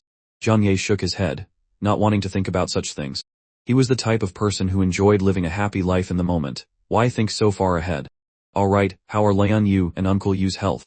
During the battle, Uncle Yu and Fatty Shu were both on the battlefield against the pirates. Jang Yi had to split his attention among many fronts at the time, and couldn't look after them. But considering the weapons and equipment he had provided them, they shouldn't have been defeated so badly by a group of ordinary pirates. Yang Xingzhen said, "Teacher Liang's arm was severely injured, all the bones were shattered. But luckily, Sister Chu was able to set the bones for her. She'll be fine after a period of rest. As for Uncle Yu, you don't need to worry at all. His self-healing ability is extremely strong, he didn't even need Sister Chu's help. As for Fatty Shu, that guy spent the whole time hiding behind others. He didn't even get a scratch." Hearing this answer, Jang Yi nodded with satisfaction. It was good that his family was okay. They had finally escaped the difficult circumstances of the early apocalypse, and a bond had formed between everyone. He didn't want anything to happen to any of them. "After this battle, we can finally rest for a long time." Jang Yi closed his eyes and lay down wearily on the sofa. With the internal strife in Jianmin quelled, and the forces of the Eclipse organization, and the Heavenly Dragon pirates eliminated, the coastal cities would enjoy a long period of peace. The only thing to worry about was the escaped reincarnation squad. So far, there were no clues as to their whereabouts, but they had been placed on the national wanted list of Huaxia's level. Once discovered, esper teams from all major regions would likely hunt them down. Jang Yi wasn't too worried about Gao Changkom seeking revenge on them. Gao Chang'an was an intelligent man, and wouldn't do something pointless. His target from beginning to end had been the ruling faction of Storm City, led by Zhu Zheng. To suddenly appear in Tianhai City to attack Zhang Yi would, first, be unwinnable in terms of ability, and second, would easily expose his whereabouts. Zhang Yi guessed it was more likely that he would go into hiding, wait for the right opportunity, and then try once again to overthrow Zhu Zheng. But that matter no longer had much to do with him. This is today's morning news. Zhang Yi was eating breakfast in his room, watching the news program on TV. The incident this time was too big to be hidden from the whole city. Evidence has shown that the entire reincarnation squad, under the command of Captain Gao Chang'an, has betrayed the people and their ideals, colluding with Neon's wolfmen to cause immense damage to the Jianmen region. But under the leadership of Commander Zhu Zheng, Jianmen united as one to shatter their plot to divide the region. Throughout the entire process, the captain of the Tengu squad, the soldier with the title Chaos, overcame all difficulties. He fought bravely on the front lines, successively defeating the Eclipse organization and the pirate group, and returned to Storm City in time to single-handedly repel the traitors of the reincarnation squad. The ideals and will of the soldier Chaos are worthy of study by the masses. We give him special praise here. Citizens of our Jianmen region, if you have any information related to the members of the reincarnation squad, you must quickly report it to the relevant authorities. Those who know and do not report will be treated as accomplices. The propaganda department under Commander Zhu was not idle. With one Gao Chang'an fallen, they had to erect a new banner to reassure the people. Therefore, Zhang Yi, the young man from outside the city, became the most promising candidate. His humble origins, outstanding abilities, and numerous military achievements made it easy for people from the lower classes to aspire to the breakthroughs made by someone with grassroots origins. Seeing that the situation had stabilized, Zhang Yi planned to go see Zhu Zheng to resign, then return to Tianhai City to rest for a while. He left the villa, and the guards outside saw him and saluted him respectfully. The Yanyun guards looked at Zhang Yi with fervent eyes full of respect, the look one gives a hero. Moreover, as soon as he stepped out of the main gate, he immediately heard sounds of surprise and loud shouts from the surroundings. Zhang Yi turned his head to see that outside the fence was a crowd of people, both men and women. They eagerly shouted Zhang Yi's call sign, Chaos. Among them were many beautiful young girls, middle-aged women who still looked charming, and even young masters from noble families. Most of the people who could appear here were family members of high-ranking officials in Zona. However, no one took out their phones to take pictures. Because this area had a rule that forbade taking unauthorized photos of personnel in special departments to prevent intelligence leaks. After the reincarnation squad incident, the authorities became even stricter in this aspect. Even Zhang Yi's name had become top secret information, and was not allowed to be mentioned privately. Zhang Yi smiled at them and waved, and the shouting on the other side immediately grew a level louder. Zhang Yi couldn't help but think of the treatment Gao Chang'an used to receive. I've suddenly become an idol. In the apocalypse, people really needed an idol to comfort their souls. I'm going to headquarters for a bit, Zhang Yi said to a guard. Hearing this, the guard immediately went to get a car. It was the vehicle assigned to Zhang Yi. Zhang Yi got in the car and headed towards the new command center. Zhang Yi arrived at the new combat command center. Because the old base had been destroyed in the Great Battle, many documents had been burned. Therefore, the new center was extremely busy. In addition to reinforcing the base to the standards of a main headquarters, they also had to plan the organizational structure. In short, people were coming and going, extremely busy. Zhang Yi hadn't seen Bailey Chenking for a long time. He had used compound No. 5, and although he managed to hold on for a while, his body eventually had problems. It was only thanks to absorbing Dai Quan's origin that he managed to save his life. He was currently undergoing treatment in the medical department, but no one knew what his final outcome would be. To be honest, Zhang Yi had always stayed away from the power brought by that kind of drug. If one day Bailey Chenking ended up like Bai and Junwu, afflicted with an incurable genetic disease, he wouldn't be surprised at all. After arriving at the new command center, Zhang Yi immediately received an extremely warm welcome from everyone. They weren't being polite to Zhang Yi, it was admiration and gratitude from the bottom of their hearts. Because if Zhang Yi hadn't made a timely move to save them, most of the people here would have died. Even if they had survived, with Zhu Zheng's fall from power, they would also be affected, losing everything they had. This feeling was exactly the same as when Gao Chang'an had won a battle and had just returned. Zhang Yi didn't have time to lament, he directly stated his purpose for coming. Very soon, he was summoned by Zhu Zheng to his office. Lan Xinjun personally came to receive Zhang Yi. The once arrogant secretary's attitude towards Zhang Yi was now extremely respectful. Perhaps it stemmed from Zhang Yi saving his life, or perhaps it was related to his sharp perception. He realized that from now on, Zhang Yi's status and identity would be completely different. This stemmed from the power Zhang Yi had displayed, at least from what was currently happening. His strength had far surpassed the current captain level. Zhang Yi met Zhu Zheng. He was wearing a green military shirt, standing by the window looking at a document. When he saw Jang Yi, a very warm smile immediately appeared on his face. "Jang Yi, you're here. Come, sit down and talk." Jang Yi and Xu Zhen sat down on the sofa, and Lan Xinsheng had someone bring 2 cups of coffee. Xu Zhen enthusiastically praised Jang Yi for a while, but they were just empty, cliché words. Jang Yi listened with a smile, then he stated his purpose. "The issue with the Eclipse organization has been resolved. Now I should also return to Tanhei. I came this time to bid you farewell." Hearing these words, Xu Zhen hurriedly tried to keep Jang Yi. "Jang Yi, in this operation, your performance has amazed everyone. You are truly very talented, not only with extremely high combat quality but also excellent command ability. Most importantly, your loyalty to the Jiangnan region, I have seen it very clearly. I hope you can stay. I can keep the Tengu Squad's formation and let you be the actual investigation commander. Although Storm City has resolved its external enemies, there are still many internal problems. Bian Zhenwu was killed on the battlefield, and Gao Changkong betrayed us and fled, becoming a hidden danger. We are in great need of top-tier combat power, so can you stay?" Xu Zhen looked at Jang Yi sincerely. "If you have any requests, we can negotiate. As long as I can do it, I will definitely agree." At this moment, it could be said that Xu Zhen was desperate for talent. He was eager to enhance his organization's capabilities. Jang Yi was the talent he desired most right now. Jang Yi smiled faintly, and took a sip of coffee. "I don't like days of fighting and killing. I thank you for your kindness." Jang Yi didn't hesitate, because if he gave Xu Zhen a chance, he would be even more enthusiastic in trying to keep him. Jang Yi owed Xu Zhen nothing, on the contrary, Storm City owed him a great debt, so there was no need to be formal with Xu Zhen. Xu Zhen felt very helpless, but after all, Jang Yi was his lifesaver, and he couldn't force him to stay. In fact, he couldn't. But to let go of such a powerful right-hand man like Jang Yi, he was unwilling. After thinking for a long time, he made another suggestion. "Then what if you were an external personnel? You don't have to always be in Storm City. I will keep the Tengu Squad's formation for you. You can still enjoy the preferential treatment of a captain, no, even better than a captain. On top of the original captain's allowance, I will add another 20 for you." The preferential treatment for a captain was very generous, mainly consisting of the most advanced weapons and equipment, and the purchase price and priority level of gene medicine. However, for the current Jang Yi, these things were not very attractive. He shook his head. "I have no such mundane desires." Xu Zhen frowned deeply. "If the Jiangnan region once again encounters a similar crisis, will you be willing to take action?" Jang Yi continued to drink his coffee, slowly thinking, then answered reasonably, "If it's a major matter concerning life and death, I will take action. But if it's for someone's personal benefit, I must refuse." Jang Yi's words were very tactful. But the truth was, if it wasn't beneficial to him, he would hardly want to get involved. Of course, this excluded external invasions like the Eclipse organization. He didn't want to be a henchman or a protector for someone. Don't be fooled by how polite, even somewhat subservient, Xu Zhen was to him now. But once Jang Yi softened, and agreed to be the investigation captain, when Xu Zhen needed him, he wouldn't have this attitude anymore. It was like when you quit your job, and the boss gently and amiably asks you to stay. The next thing you know, they turn on you faster than flipping through a book. You can't just judge by appearances. If he really softened, he would have to suffer the consequences. Since Xu Zhen's life had been saved by Jang Yi, he couldn't ask for more.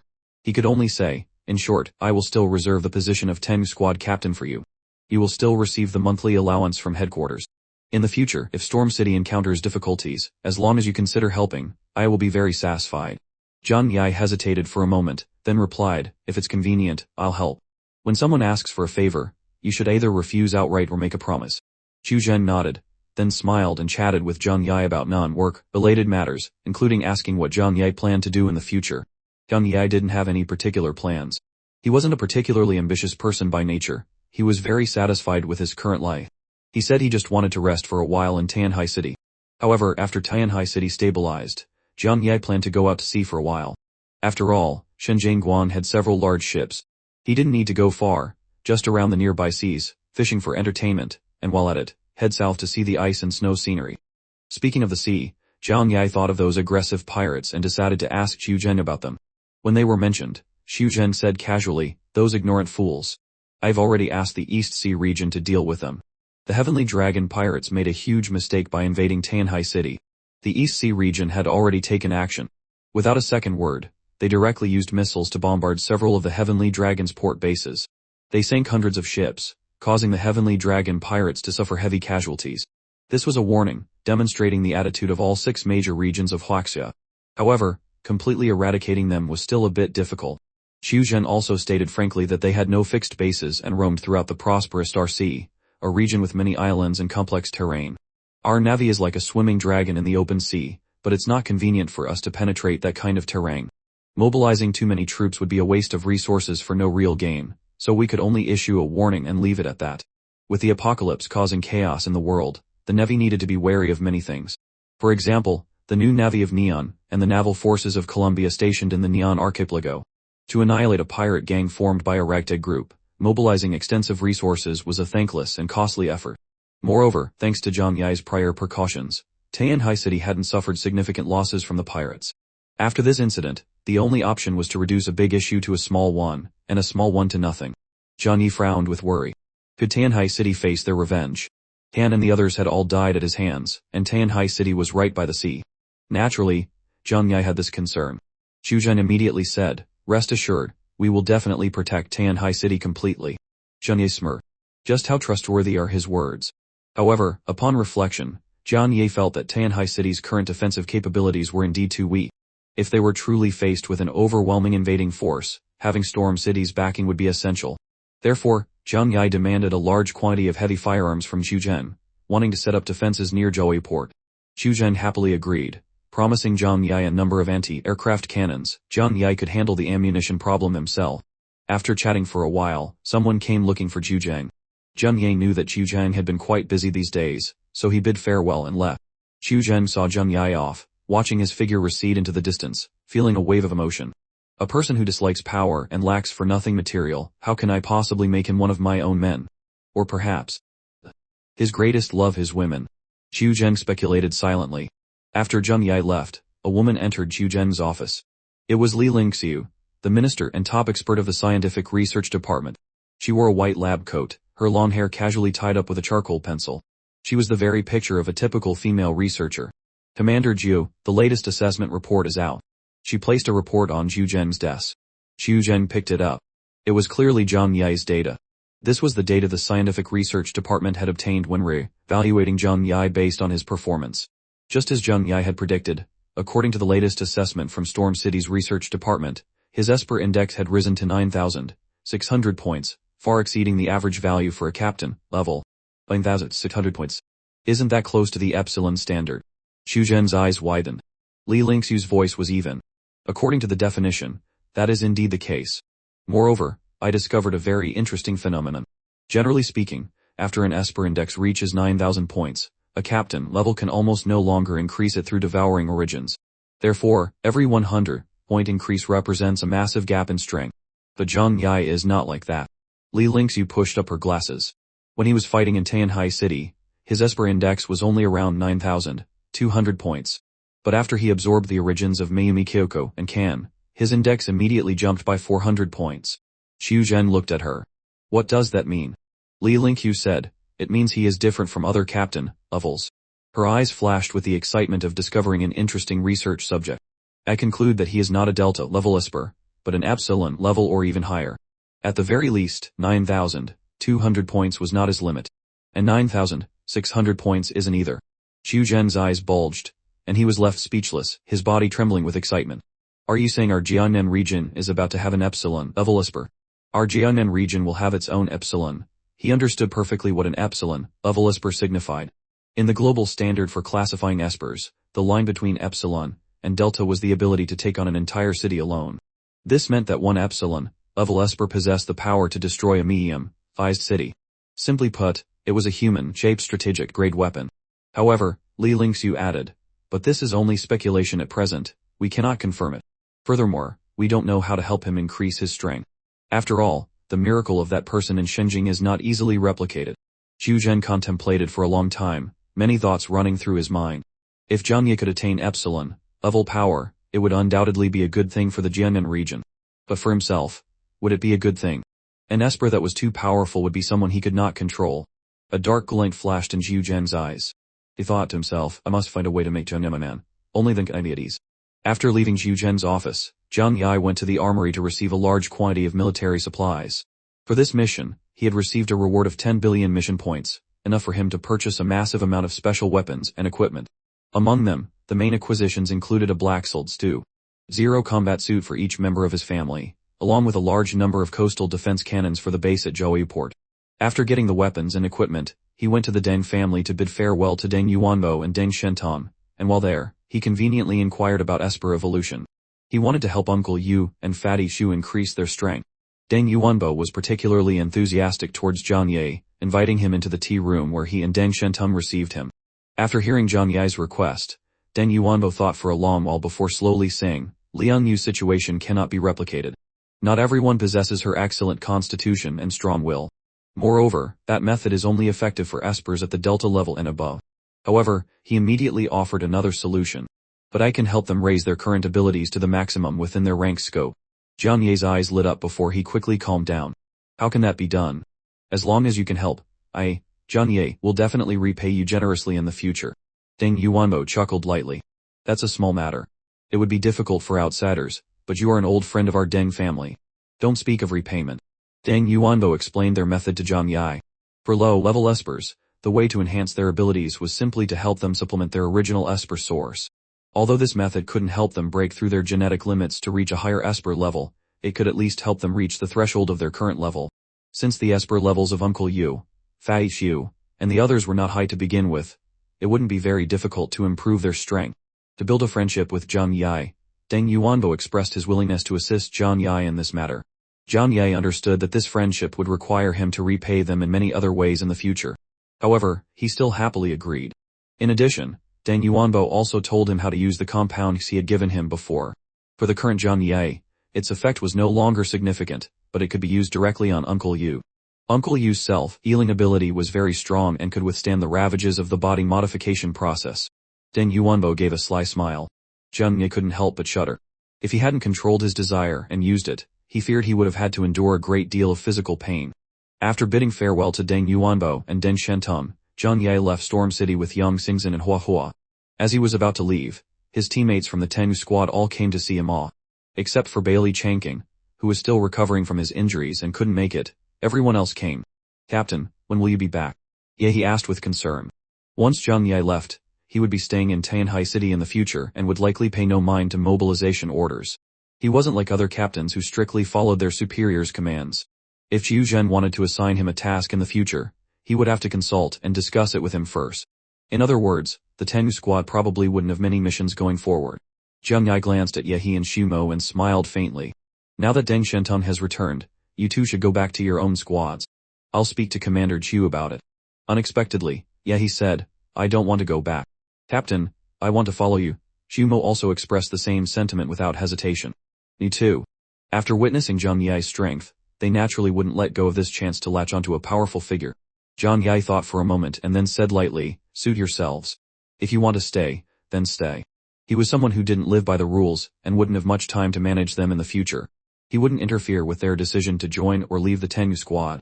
After all, who knew when their next mission would be? Soon, Jang Yi took Storm City's special train back to Tianhai City. Exiting the Xiaomiao Mountain subway station, looking at the snow-covered world before him and breathing in the cold air, Jang Yi felt extremely comfortable. Finally, I can rest for a while, he sighed with emotion. Ever since the Eclipse organization arrived, the entire Jiangnan region had been thrown into turmoil. Not only did it involve foreign individuals, but the most troublesome part was the internal issues of Storm City. Jang Yi had been passively dragged into it, facing one problem after another. It was time to enjoy the good life for a bit. When Jang Yi and Yang Xingzhen arrived home, Qukir and Yang Mi rushed over in excitement, enthusiastically hugging him. Jang Yi, you're finally back. Can you stay home for a while now? You've really had it rough these past 2 months, Yang Mi whispered into Jang Yi's ear, her warm breath tickling him. Should we eat first, bathe first, or have me first? Jang Yi sighed helplessly. I just got back. I just want to rest. A look of disappointment was clear on Yang Mi's face. Jang Yi took off his coat and handed it to Qukir. I'm going to take a shower first. Who wants to scrub my back? Yang Mi's eyes lit up. She suddenly remembered that she had first gotten to know Jang Yi in the bathroom, so a certain someone was determined to go scrub his back. A long time later, night had fallen. It was a rare day without snowfall, and a clear patch appeared in the sky, where one could faintly see the stars. Jang Yi lay on the bed, his hands behind his head, slowly thinking about everything that had happened in the more than half a year since the apocalypse began. Half a year had passed, and everything seemed like a blur. He and those around him had struggled to survive, but the feeling didn't disgust him. At least his life was getting better and better, unlike his previous mundane job where he just went through the motions every day. Perhaps deep down, everyone is waiting for the end of the world, Jang Yi murmured. It was a line from Haruki Murakami, a writer he greatly admired, from his book 184. Jang Yi always loved her stories. Tsukine placed a hand on his chest. Her newly operated, and hands were delicate, fair, and slender, with nails painted a pale pink. She smiled and asked, "Why so sentimental all of a sudden?" Beside them, Yeonmi murmured, "I guess you must be tired. Get some proper rest." She looked at Jang Yi with a hint of heart-touch in her eyes and reached out to caress his face. "Don't think about anything. This is good enough. We are very happy together." Regarding the apocalypse, their initial worries and fears were gone. Now, everyone was living in a doomsday castle, their lives full, no longer having to struggle for a livelihood as before. Yeonmi no longer had to pretend to be a flawless, perfect goddess in front of everyone. Tsukine didn't have to flatter her superiors for a position, nor did she need to slave away day after day in the operating room. Everyone was doing what they loved, something that would have been unimaginable in the past. Jang Yi looked at Tsukine, then at Yeonmi, and suddenly wanted to go on a long trip. Everyone was too stressed. Of course there were many ways to relax, but sometimes, people needed to let their minds relax, not just their bodies. After a while, let's go out to sea. Shinjinguan has a large icebreaker. We can just cruise near the shore, go fishing or something. Hearing him say this, the two girls' eyes immediately lit up with joy. Really? Jang Yi nodded. Of course it's real. There's nowhere left to go on land. Seeing the frozen sea is not a bad choice. At that time, I'll also find Chen Jingguan, and have him strengthen the coastal defense system. Within the Jianmin greater area, the coastline wasn't too long, only covering 5 cities, with Tianhai being the most prosperous. With the strength of the Huasi nation, plus the deterrent from wiping out all of Shi's and the Heavenly Dragon pirates' ships this time, almost no foreign organizations would dare to make a move. But to live a long life, one had to be prepared. If the defenses weren't good, disaster could strike at any moment. Fortunately, he had requested a lot of heavy defensive weapons from Xuzhang. The next day, Jang Yi slept until 1000 am. Tsukine and Yeonmi were exhausted from the previous day and were still asleep.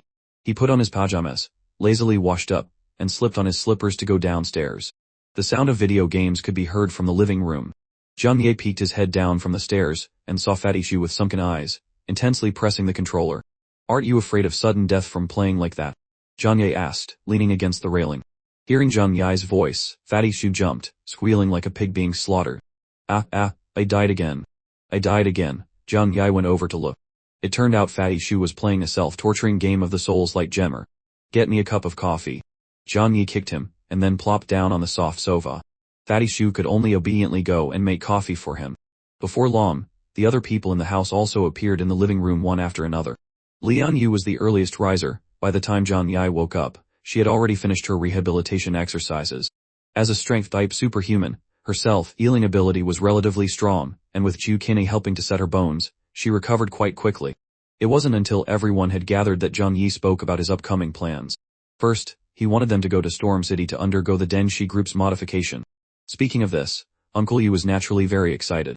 He was eager to become stronger so that he could be useful to the group. Fatty Shu, on the other hand, was a little scared, afraid that the Deng Shen group would turn him into a monster. Will they cut off my arm and replace it with a mechanical one? Just like in a sci-fi game. Maybe they'll even install a chip in my brain. The thought made Fatty Shu's hair stand on end. Jang Yi gave him a disdainful look. Aren't you talking about robots? How are today's robots better than superhumans? The development of mechanical science hasn't reached that level yet. Robots are prone to malfunctioning in extremely cold weather, and their endurance isn't good enough. After all, this is the era of mutation. Superhuman abilities in many fields have shown to be stronger than today's science and technology. But science and technology are also constantly developing. Perhaps it won't be long before the combination of science and technology with superhuman abilities can burst into a more brilliant flame. Hearing this, Yeonmi asked curiously, "Then do I have to go too? After all, my ability is a support type." Jang Yi smiled and gently squeezed her smooth white hand, his gaze drifting towards the distant prairie. "You don't need to go. The Deng Shen group's modification experiments are simple and brutal. Ordinary people can't bear it." Tsukine, Yeonmi, and Yang Xingzhen were not within Jang Yi's consideration, not to mention their abilities were special. Jang Yi would not give the Deng Shen group a chance to study them. Finally, after discussion, it was decided that Uncle Yu and Fatty Shu would go to Storm City to undergo the Deng Shen group's experiments and professional training. As for Jang Yi, he would take the women of the house to Jiao Port, partly to help Chen Jingguang set up defenses, and partly to take the icebreaker out to sea for a trip. Uncle Yi had no objections. Although Fatty Shu grumbled about wanting to go out and play too, Jang Yi directly refuted his opinion. You go to Storm City. I'll have the Denshi group arrange for some beautiful young girls to be your companions. Jang Yi's words made Fatty Shu's eyes light up immediately, and he nodded like a garlic pounding pestle, readily agreeing. And so, these two matters were happily decided. Everyone played together happily for another 2 days. Jang Yi then sent Fatty Shu and Uncle Yu on a special train to Storm City, while he took the women of his household to Jiao Port. After the fierce battle last time, this place was also in ruins. The port was largely deserted, and many containers had turned into scrap metal, scattered everywhere. Fortunately, the underground shelter was not affected, and the people here could still live well. When Jang Yi and his group arrived by snowmobile, 1,000 people were busy cleaning up the battlefield at the port. Chen Jingguan led people to greet Jang Yi. Leader, you're here. Chen Jingguan's gaze swept over the women behind Jang Yi. It had been over half a year since they had been out to play. They were all wearing their most beautiful clothes, each in a stunning fur coat, with exquisite makeup on their faces as if they were about to compete in a world beauty pageant. This glamorous style made the women of the Jiao base extremely envious. I came to see how things are on your side. By the way, I'd like to borrow some skilled sailors, and that icebreaker, the Xiaoyao Hao. I plan to go out to sea for a few days. Hearing that Jang Yi wanted to go out to sea, Chen Jingguang's expression immediately became hesitant. Leader, if you want to go out to sea, I have something to say, but I don't know if I should. Jang Yi raised an eyebrow. What's wrong? Chen Jingguang said, if it's just a trip around the nearby coast, it's fine. But I don't recommend going into the deep sea, because the sea is now even more terrifying than the land. Jang Yi narrowed his eyes. You're talking about mutated creatures. The sea covers 70% of the world, land only 30. Moreover, the sea is a vertical space. We still don't fully understand the creatures in it. The era of mutation has arrived. Who knows what strange beasts have appeared in the sea? Going to sea, you're likely to encounter them. Jang Yi asked curiously, have you encountered them before when you went out to sea? Chen Jingguang nodded honestly. We have, and we lost 2 ships. There are terrible horrors in the sea. Some mutated beasts have grown enormous and can easily capsize a giant steel ship weighing tens of thousands of tons. After that, whenever we go to sea, we have to avoid the sea areas where monsters appear. That's why I'm telling you this, hoping you can be careful. Jang Yi couldn't help but think of Captain Kanyu of the Heavenly Dragon Pirates' 4th Squad. His ability was to transform into a giant blue shark. If their battlefield had been on the sea instead of land, it's unlikely the members of the Chaos Squad could have defeated him so easily. No. I'll just avoid the deep sea. As long as I don't encounter any particularly powerful beasts, with my abilities, I can still handle them. Chen Jingguang nodded. Then I'll arrange it for you right away. Jang Yi said, no rush for now. Why don't you take me to see your port's defenses first? The previous battle was a lesson. When facing enemies from the sea, you didn't even have any means of counterattack. We absolutely cannot let that happen again. Chen Jingguang scratched his head, his expression a bit strange. He thought to himself, if you hadn't killed so many of our people, we might not have been defenseless against the pirates now. Since Jang Yi had given the order, Chen Jingguang naturally complied. So, like a tour guide, he led Jang Yi and the women from the shelter on a tour along the coast. Jang Yi observed very carefully, meticulously checking to ensure there would be no problems with the port's defenses. However, Xu Qini and the others were happily laughing and talking, completely uninterested in what Jang Yi was doing. One after another, they took out their cameras and took selfies on the coast with the giant frozen ice screen as a backdrop. Under the grayish-white sky, the ice screen covered the entire vast sea. The scenery was incredibly spectacular. After observing for a while, Jang Yi told Chen Jingguang that the sea defenses must be strengthened. The hostile forces on land were basically gone, they needed to guard against hostile forces from the sea.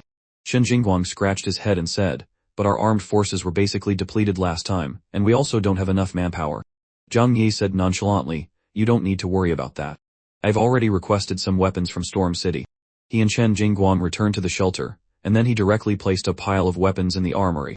There were more than 20 giant coastal defense cannons and various types of ammunition and weapons, as well as a lot of other heavy firepower. With these weapons, enemy ships appearing within 30 kilometers of the coastline could be intercepted by gunfire. Chen Jingguang was overjoyed to see these weapons, and immediately promised to arrange for their deployment, and train his soldiers on how to use them.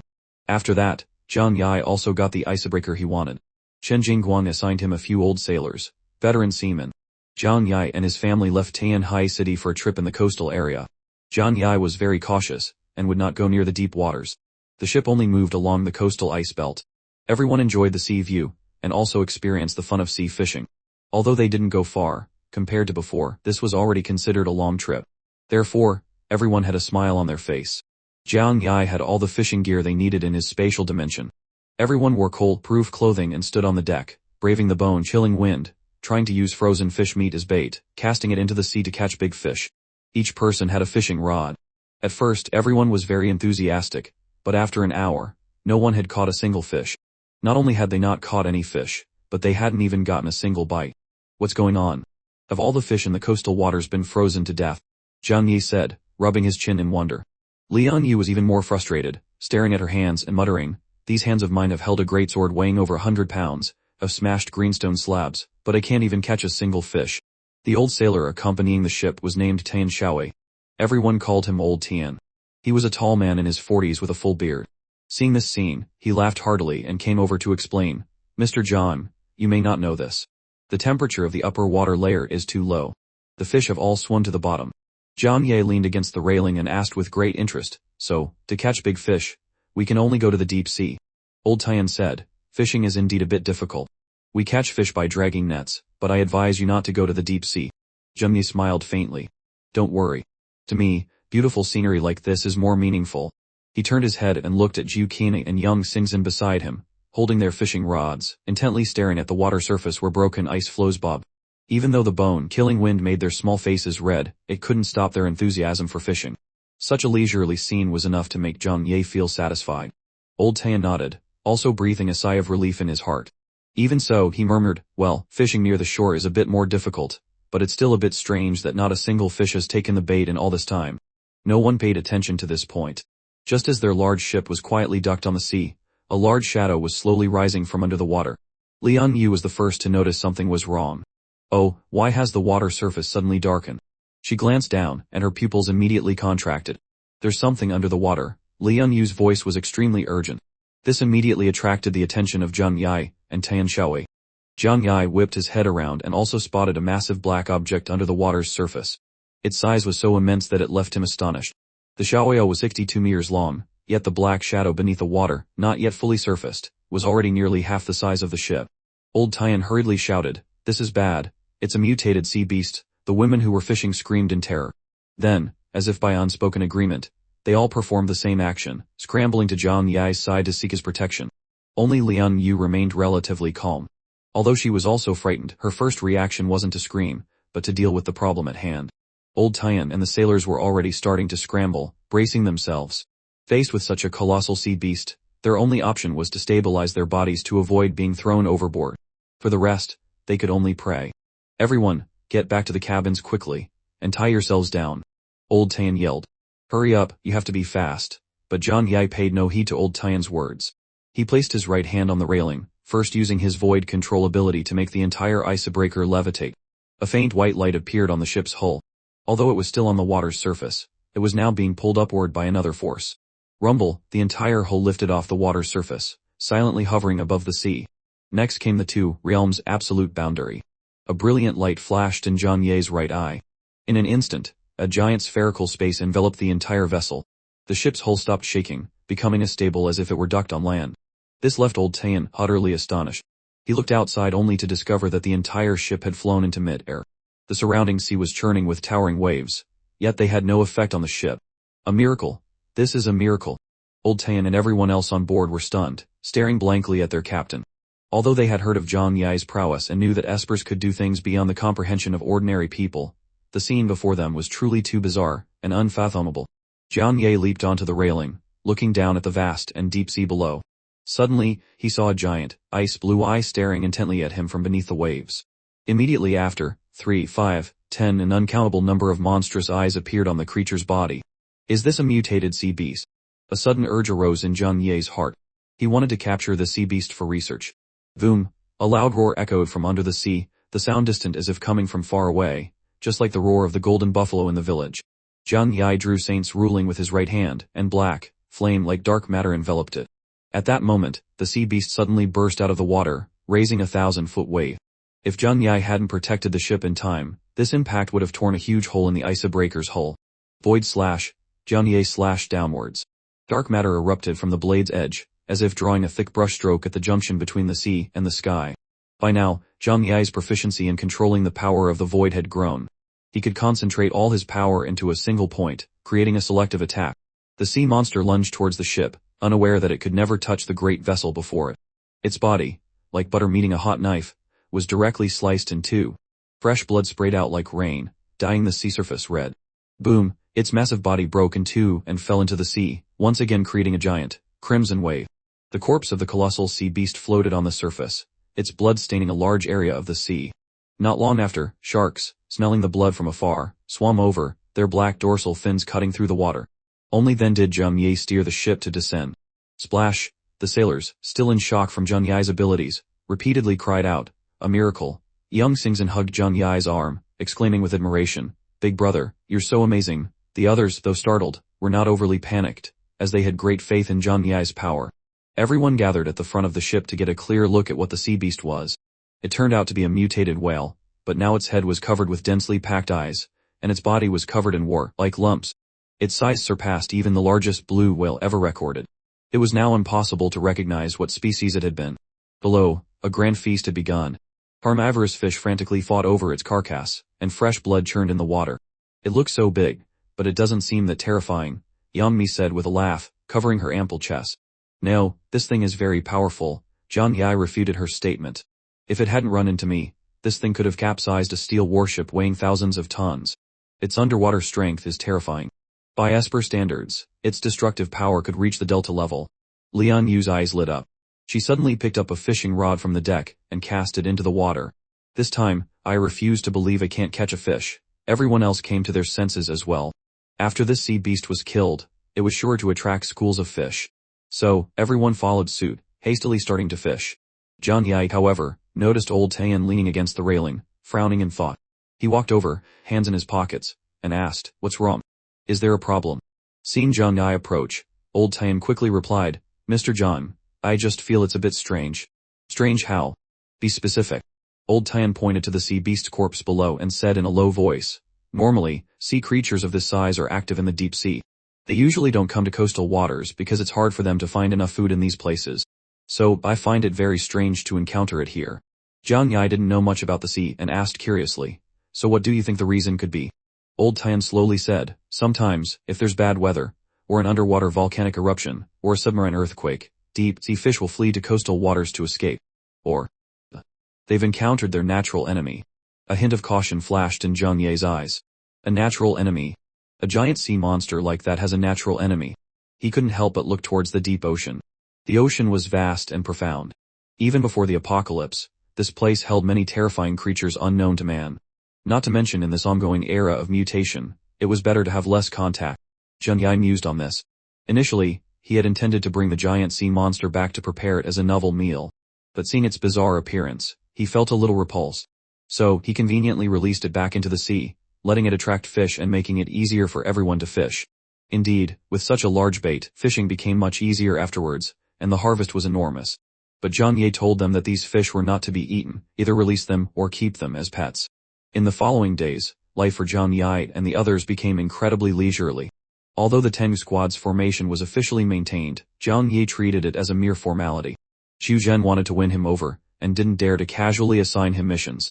After Uncle Yu and Fatty Chu made a trip to the Deng Corporation, they both showed obvious changes upon their return. Uncle Yu's strength had been significantly enhanced. They had also received professional combat training, and their fighting skills had improved greatly. The one who changed the most was Fatty Chu.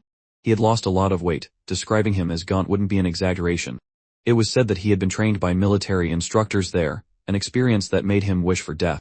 But Jang Yi knew the real reason. Afterwards, Fatty Chu always missed Storm City and kept asking Jang Yi for a chance to go back for a visit. Jang Yi treated his brothers well. He put in a word with Deng Shen and directly got Fatty Chu a small house in Storm City, even getting him a long-term bus pass so he could frequently visit Storm City to relieve stress. In short, although the two had paid a heavy price, the gains were also very clear. However, reality proved that for a person who temporarily loses weight through exercise, gaining it back is incredibly easy. After returning to the shelter, Fatty Chu tearfully began a revenge-eating diet. In less than half a month, he had regained his figure, and was even fatter than before. As for Jang Yi, he spent his days enjoying a life of leisure, playing mahjong with Jiu Kir, Yan Mi, and Young Singzhen, or playing rock, paper, scissors or something similar. But he also set aside 2 hours every day to learn martial arts with Lian Yu. In terms of close combat, he was indeed lacking. The increase in his power made him realize that no high-level esper didn't comprehensively improve their own strength. The bucket effect, where the lowest stave determines the capacity, meant that an esper's weakness was their bottleneck. If any aspect had a fatal flaw, it was very likely they could be killed in battle. Fortunately, thanks to years of experience working in a warehouse combined with diligent exercise, Jang Yi's physical fitness was very good, and he gradually caught up with Lian Yu's training pace. It's just that martial arts is a skill earned day by day. One cannot expect quick success. Occasionally, Jang Yi would impatiently ask Lian Yu, "Is there a faster way to learn?" Lian Yu would roll her eyes at him. "Yes, it's called the sunflower manual." Jang Yi would laugh. "I prefer the Taoist method of balancing yin and yang." The response, of course, was a thunderous punch from Lian Yu. Jang Yi would hastily explain, "Actually, I was just making a suggestion. Whether it's effective or not isn't important. I just want to experience the process." In such an environment, Jang Yi's close combat ability was also improving. Lian Yu had created a special training plan for him. If he wanted to learn quickly, there was a method: use defense as offense.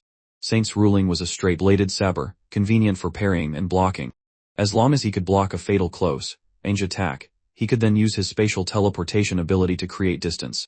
Whether Jang Yi then used Thunder Vigor, White Sparrow, or Void Slash, he could leverage the advantages of his own abilities. Just like that, 2 months passed unknowingly, and it was now July. The hottest time of the year, when the planet was at its closest point to the sun, the temperature in Tianhai City had risen to 30. At this time, let's leave Tianhai City for a moment and go to the South Sea, several thousand nautical miles away. Here, there is an island called Yanliu Island. This island was formed by the eruption of an undersea volcano and possesses rich geothermal energy. It was once a famous tourist destination. After the apocalypse came, many people from the surrounding countries fled here. At this moment on Yanliu Island, flames raged to the sky. Heart-wrenching cries and screams of slaughter echoed endlessly. A group of people armed with guns and axes rushed into a cave, killing and looting another group of doomsday survivors hiding there. "Kill all the men for smoked meat, keep the women. Whoever kills the most today gets to choose first," a short, dark-skinned man shouted coldly in the language of a small South Sea nation. A group of disheveled refugees followed closely behind him, their eyes burning with fury. They howled and charged forward. Fresh blood quickly splattered all over the cave. A werewolf esper protected several women and a group of children, fighting while retreating deeper into the cave. "Dong Yu, can we survive?" Behind the werewolf, a pale-faced woman asked warily. She spoke in perfect Mandarin. The werewolf replied in the same language, "We will survive. You, me, and everyone else can survive."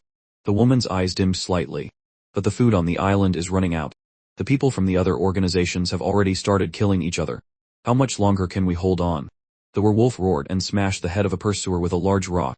He gritted his sharp teeth, clenched his fist, and said, "There must be a way. There has to be a way." In his fist was a stone that emitted a faint, pale yellow light in the pitch-black cave. The werewolf looked down at the stone. "Perhaps this is our hope for survival." Jang Yi rested at home for more than 2 months. The peaceful, quiet days made one reluctant to leave. Time flew by, good times always pass especially quickly. They spent their days immersed in fun and enjoying delicious food, living a very comfortable life. But one day, this life was once again disrupted. A phone call from Xu Zhen reached Jang Yi. When he received the call, Jang Yi was not surprised. Xu Zhen would occasionally call him to inquire about his health and, at the same time, try to pull him over to his side. "Hello, Marshal Xu. How has your health been lately?" Jang Yi asked with a grin. "Same as always. Jang Yi, you've been resting well lately. From your voice, you sound to be in good spirits." Jang Yi hurriedly clutched his chest and frowned.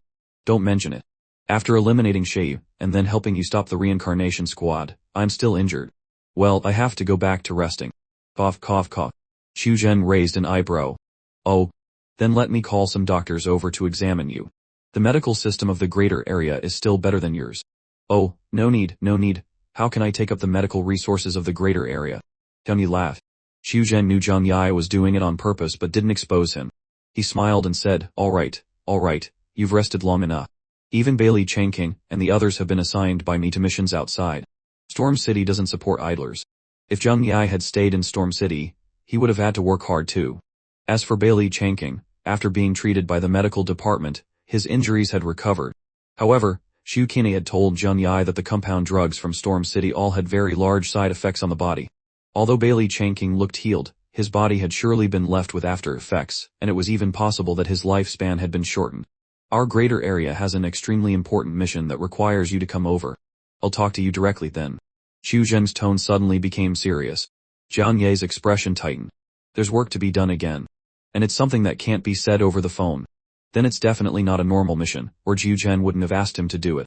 He was silent for a few seconds, then decided to go to Storm City first and see the situation before deciding. Alright then. I'll head over today. After telling Xu Zhen, Jiang Yi went to his room to change clothes. No matter what, he was used to wearing combat attire whenever he went out, at the very least a tight-fitting black combat suit. When he went out, he only said one sentence to Fatty Xu. I'm going to Storm City for a bit. If they ask where I am later, just tell them that. Hearing that Jiang Yi was about to leave, Fatty Xu immediately jumped up from the sofa. It's not another troublesome matter that requires us to take action, is it? Jiang Yi rolled his eyes. Who knows? In any case, let's go there and see first. Fatty Xu licked his lips. How about I go with you? Jiang Yi rolled his eyes again. Get lost. I'm not going on vacation. Fatty Xu had gotten a taste of it. He had fallen in love with the services of Storm City. After all, the service staff were professional, their techniques were excellent, and most importantly, he didn't need to use any emotions, and there was no risk of being deceived. After rejecting Fatty Xu, Jiang Yi left the shelter, planning to go to Storm City by himself. After all, it wasn't the first time, he was very familiar with the way. The special train only took an hour, so it wasn't a lot of time. A short while later, Jiang Yi arrived at Storm City. He stepped off the special train, and the sight before him made his eyes light up. In front of him was a woman, a beautiful woman with exquisite makeup. She wore a double-breasted, long green coat, the black buttons matching the color of her long hair. Her face was very small, as fair as ice and snow, and her large, round eyes looked at Jiang Yi with a scrutinizing gaze. Jiang Yi had met many kinds of people. From the woman before him, he could immediately tell that she was not an ordinary person. There was a kind of nobility in her bones. Although Jiang Yi didn't like to use this word to praise others, the woman before him was very similar to some of the young ladies he had met before. There was a kind of sheltered arrogance, even naivety, on her face. Jiang Yi could guess that after the apocalypse, she had definitely not experienced the despair and struggle of ordinary people. You are Jiang Yi, the captain with the title of Chaos, right? The woman asked, looking at Jiang Yi. Jiang Yi raised an eyebrow, smiled, and nodded in reply, I am Chaos. And who are you? A polite smile appeared on the woman's face. I am an office staff member of the Marshal, Xu Yunke. The Marshal sent me to pick you up. As she spoke, she elegantly took her hand out of her pocket. The small, fair, and soft hand looked like it had never known hardship. Jiang Yi thought to himself, Xu Yunke. Surname Xu. Seems like she's related. Jiang Yi had never heard that Xu Zhen had a daughter. He vaguely remembered Bailey Chengqing mentioning that he had a 16-year-old son, so the woman in front of him could be his niece from his extended family. Jiang Yi didn't think much more about it, and extended his hand to shake hers. But Xu Yunke frowned when she saw the leather gloves on Jiang Yi's hand. She opened her red lips, her tone slightly displeased, but her demeanor and gestures were elegant and not impolite. Mr. Zhang, isn't this a bit rude of you? Jiang Yi looked at her in surprise. She pointed to the gloves on Jiang Yi's hand. I mean, when you shake hands with someone, you should at least take off your gloves, right? She asked with a smile. Although her face was smiling, Jiang Yi's impression of this woman immediately worsened a lot. Her gestures were very proper, her smile was radiant, and even the request she made seemed reasonable at first glance, making it hard to find fault. But Jiang Yi didn't like petty and calculating people, he hated trouble. This simple action of Xu Yunke's made Jiang Yi realize a truth. He and the woman before him were not from the same social class, at least not before the apocalypse. But even now, people who still stubbornly adhered to old customs were either too powerful or too naive. Jiang Yi ignored Xu Yunke's words and just glanced at the Rolex watch on his wrist. It's almost noon. Let's go. After seeing Marshal Zhou, I still have to eat lunch. After saying that, Jiang Yi walked directly past Xu Yunke and headed out. Xu Yunke was stunned. She didn't expect Jiang Yi to give her so little face. She had clearly spoken to him politely, but he had ignored her. You. Wait a minute, the Marshal told me to take you. Xu Yunke said, a little annoyed. However, Jiang Yi didn't turn his head and said, don't I know the way? Xu Yunke clenched her fists in her pockets, gritting her teeth and staring at Jiang Yi's back.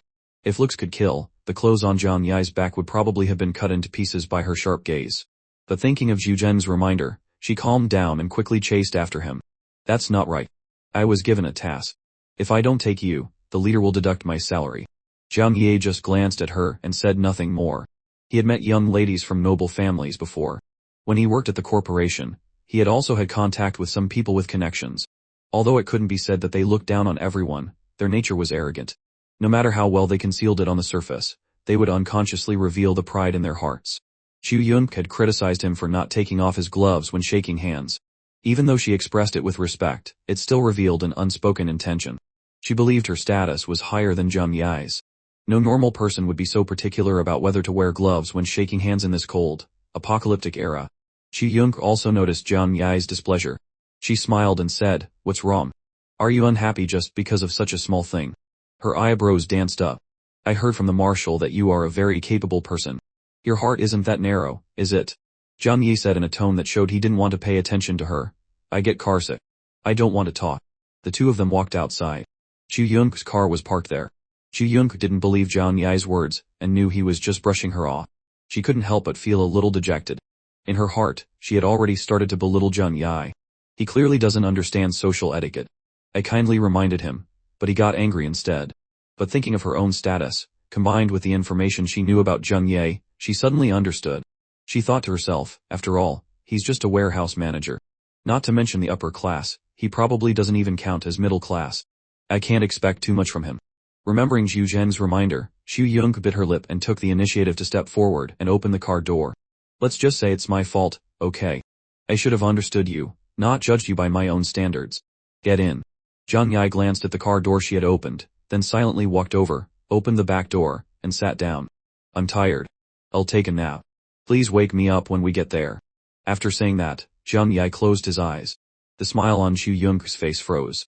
If people knew that the great Miss Chu had opened a car door for someone else only to be rejected, the news would surely spread throughout the upper class of the Jianmen greater area within a day. "Fine, if you want to sleep, then sleep." She angrily slammed the car door and drove off. Throughout the journey, as if to get revenge on Jang Yi, she deliberately drove erratically, occasionally slamming on the brakes. Jang Yi found this childish act of revenge amusing, and didn't bother with her. Half an hour later, they arrived at the new command center. "Hey, we're here." Xu Yun looked through the rearview mirror, and saw that Jang Yi was still pretending to be asleep. She called out unhappily. Jang Yi opened his eyes. "Oh, we're here." After saying that, he quickly pushed the car door open and walked straight inside. This made Xu Yun so angry she wanted to cough up blood. "I came especially to pick him up, but he treats me like air. What a hateful person," she said angrily. Jang Yi arrived at the command center. After the guards saw him, they saluted respectfully, their eyes full of admiration. Jang Yi nodded and entered the building. Xu Yun had someone else park the car for her and also hurriedly chased after Jang Yi, getting into the elevator with him. The two of them said nothing in the elevator.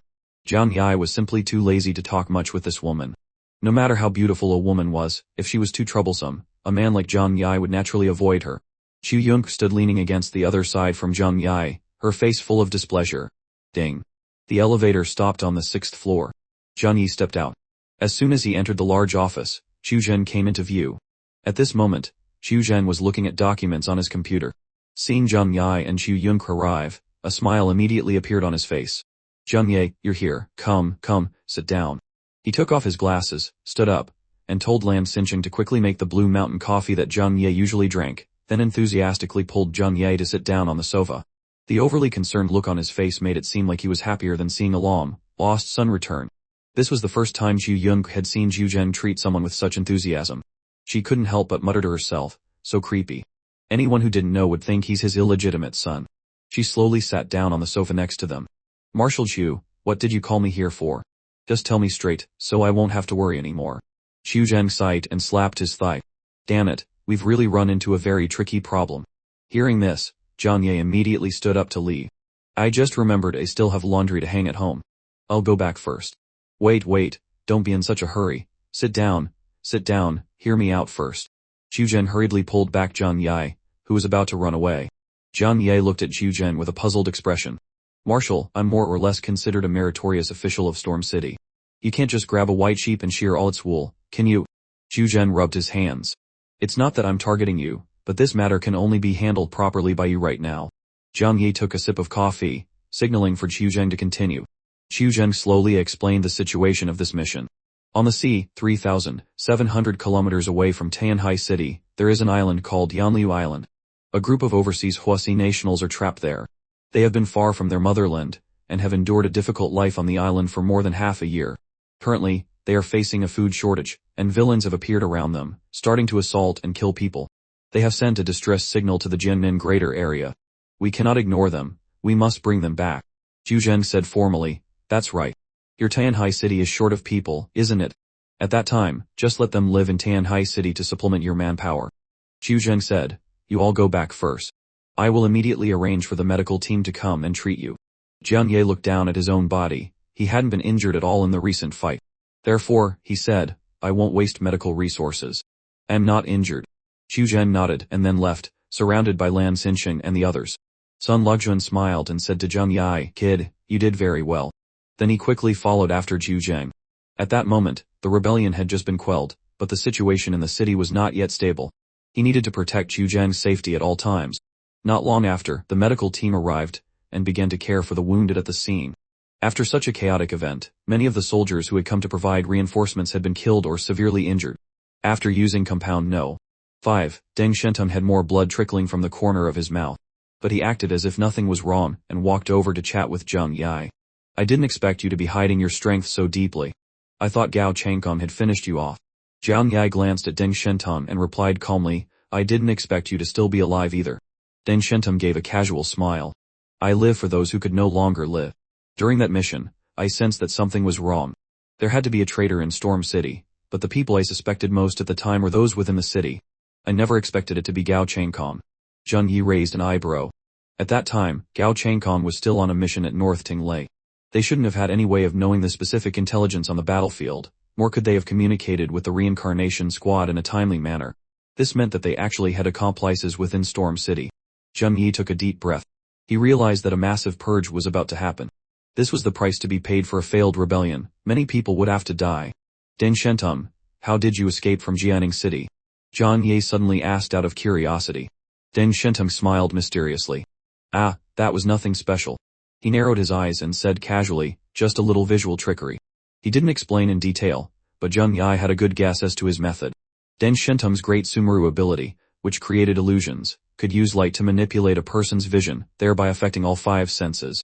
Creating an illusion of his death for the Phoenix Courtyard members on the battlefield, and even for the command center watching through cameras, would not have been a difficult task. But Jang Yi had another, very important question. He moved closer to Deng Shen, who was taking a box of pills from his pocket and putting them in his mouth, likely some kind of healing medicine. How much do you know about the ability of the Epsilon in Shenjing? Jang Yi probed for information about that person's ability. He was a very cautious man, and was concerned about anything that could threaten his life. Deng Shen looked at him, puzzled. How would I know something that important? Do you think they would just easily let you know? Jang Yi said, aren't you scared? What if you were the one captured by the black and white impermanence just now? Do you think you could have escaped? Deng Shen couldn't help but shudder as he recalled the recent scene. Don't overthink it. As long as you keep to yourself, and don't act like Gao Changkong, it won't be your turn. Jang Yi was not satisfied with Deng Shen's answer. It seems your Deng family doesn't know either. Deng Shen's expression immediately turned unpleasant. Instantly, Jang Yi glared at him. What are you looking at?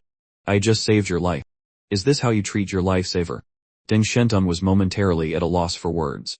Thinking about it, it was true that Jang Yi had just saved his life.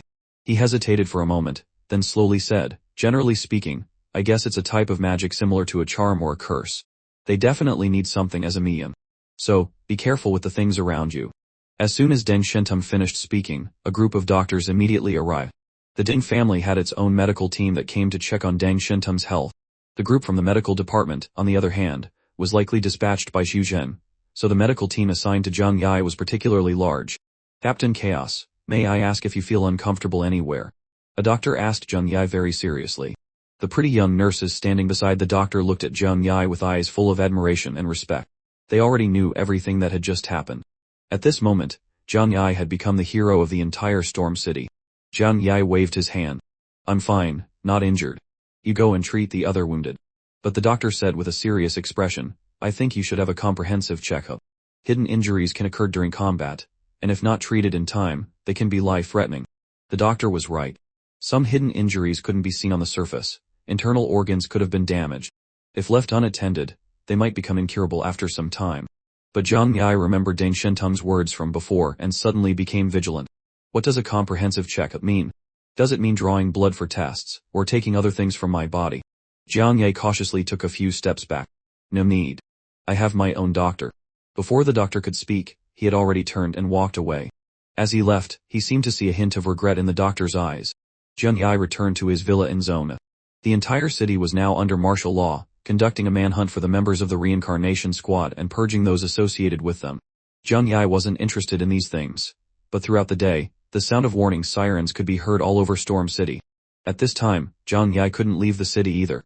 All communication signals with the outside world were blocked, and he couldn't send any notifications. He could only lie in bed and rest. Du Chun led his team back, and after reorganizing, the Tenyu squad also returned to Storm City. Upon their return, they immediately joined the relentless purge of the rebels. In fact, some people had their own private armies and had to be suppressed by force. After an investigation, the list of those who colluded with the reincarnation squad was made public. In a place like Storm City, with its 2 million people divided into strict hierarchies, it was not difficult to investigate those who had contact with the reincarnation squad. Bailey Changking had also returned to Storm City. To save his own life, he had obtained Dai Quan's origin force, thus avoiding the same fate as Bai and Jungwoo. When Bailey Changking returned, the first thing he did after getting home was to go to the house of his former squad leader, Wu Zhenjin. It was at the beginning of the rebellion that Wu Zhenjin had shut down the command center's warning system for the reincarnation squad. Wu Zhenjin was at home, feeding medicine to his son who was lying in a sick bed. His wife stood anxiously by his side, constantly nagging. Such a big thing happened in the city, will it affect our family? Old Wu, why don't you go back to your unit right away? What if the leaders reprimand you? Wu Zhenjin paid no attention to his wife's nagging. He just smiled faintly, looking at his son on the bed, and carefully fed him porridge spoonful by spoonful. His son had a congenital heart disease, and his condition had worsened after the global catastrophe. The child had been bedridden for half a year now, and could only swallow liquid food. Bailey Changking went to his squad leader's house by himself. He didn't bring anyone with him, he just wanted to see his old comrade, his former squad leader, one last time. Bailey Changking pushed the door open and walked in with a grim face. Wu Zhenjin's wife was so scared she jumped up, not knowing what to say. But Wu Zhenjin appeared very calm and said, "He's here for me." He smiled and walked over to Bailey Changking, his eyes full of pleading. "Can you let me say a few words before I go?" Bailey Changking nodded reluctantly. Wu Zhenjin brazenly ignored Bailey Changking and went to give his wife some instructions. It was only then that his wife realized something was wrong, and she quickly burst into tears. Bailey Changking was unmoved by the sight, his heart was filled only with anger. After giving his instructions, Wu Zhenjin went outside with Bailey Changking. "Why?" Bailey Changking glared at him. "Why did you join the rebellion?" "Answer me." Wu Zhenjin looked up at the burly man before him and sighed. "You're still young. It's normal to have dreams.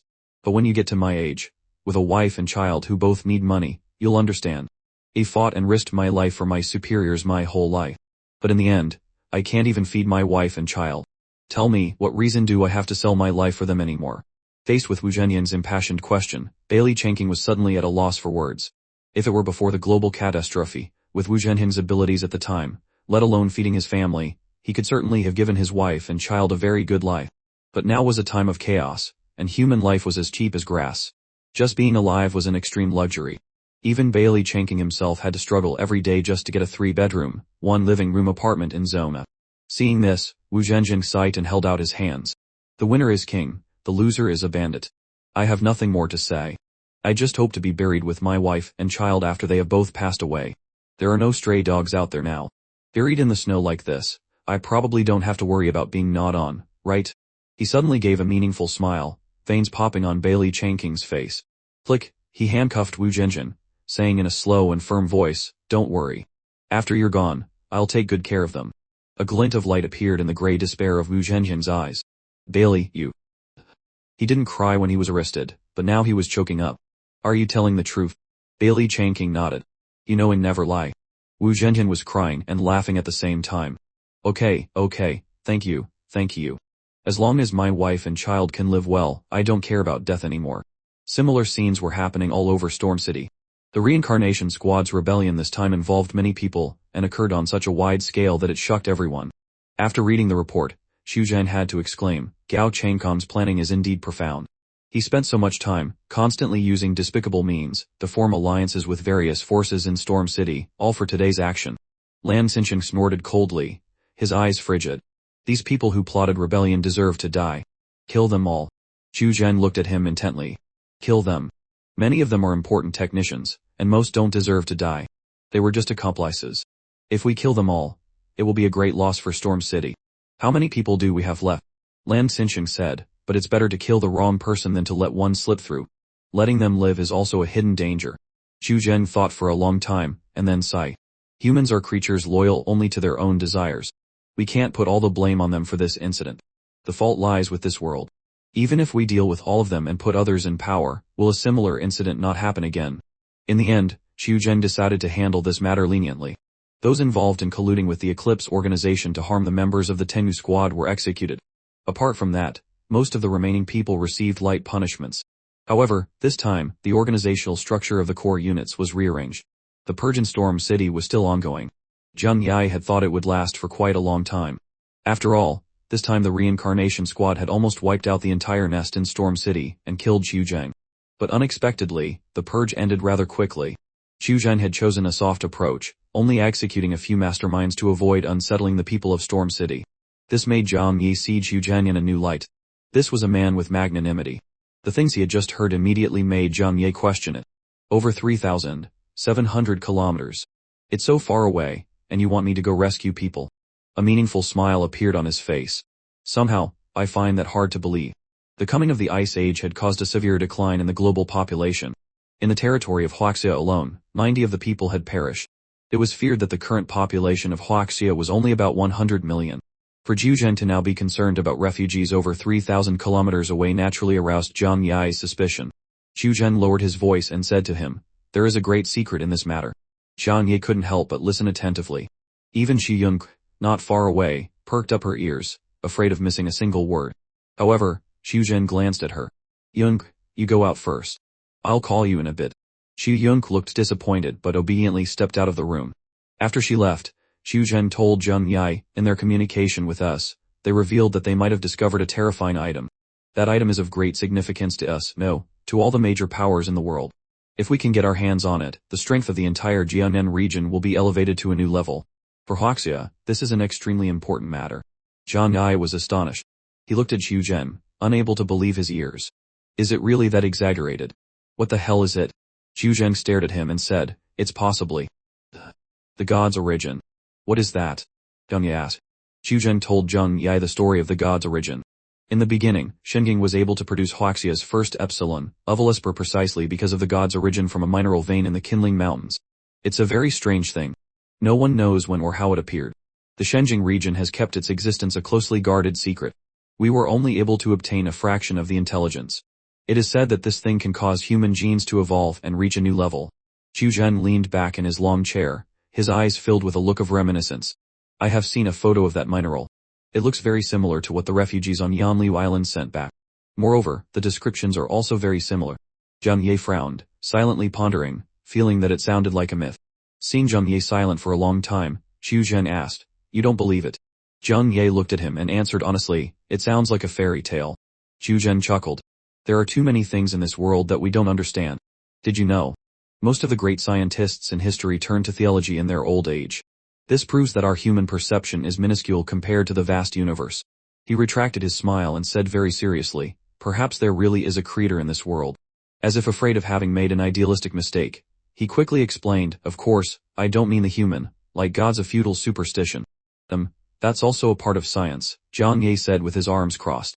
He was half convinced by what Xiu Zheng said, but if there really was such a substance that could make espers evolve, he was also very interested. Jang Yi said nonchalantly, "The god's origin doesn't sound bad." The smile on Xiu Zheng's lips widened.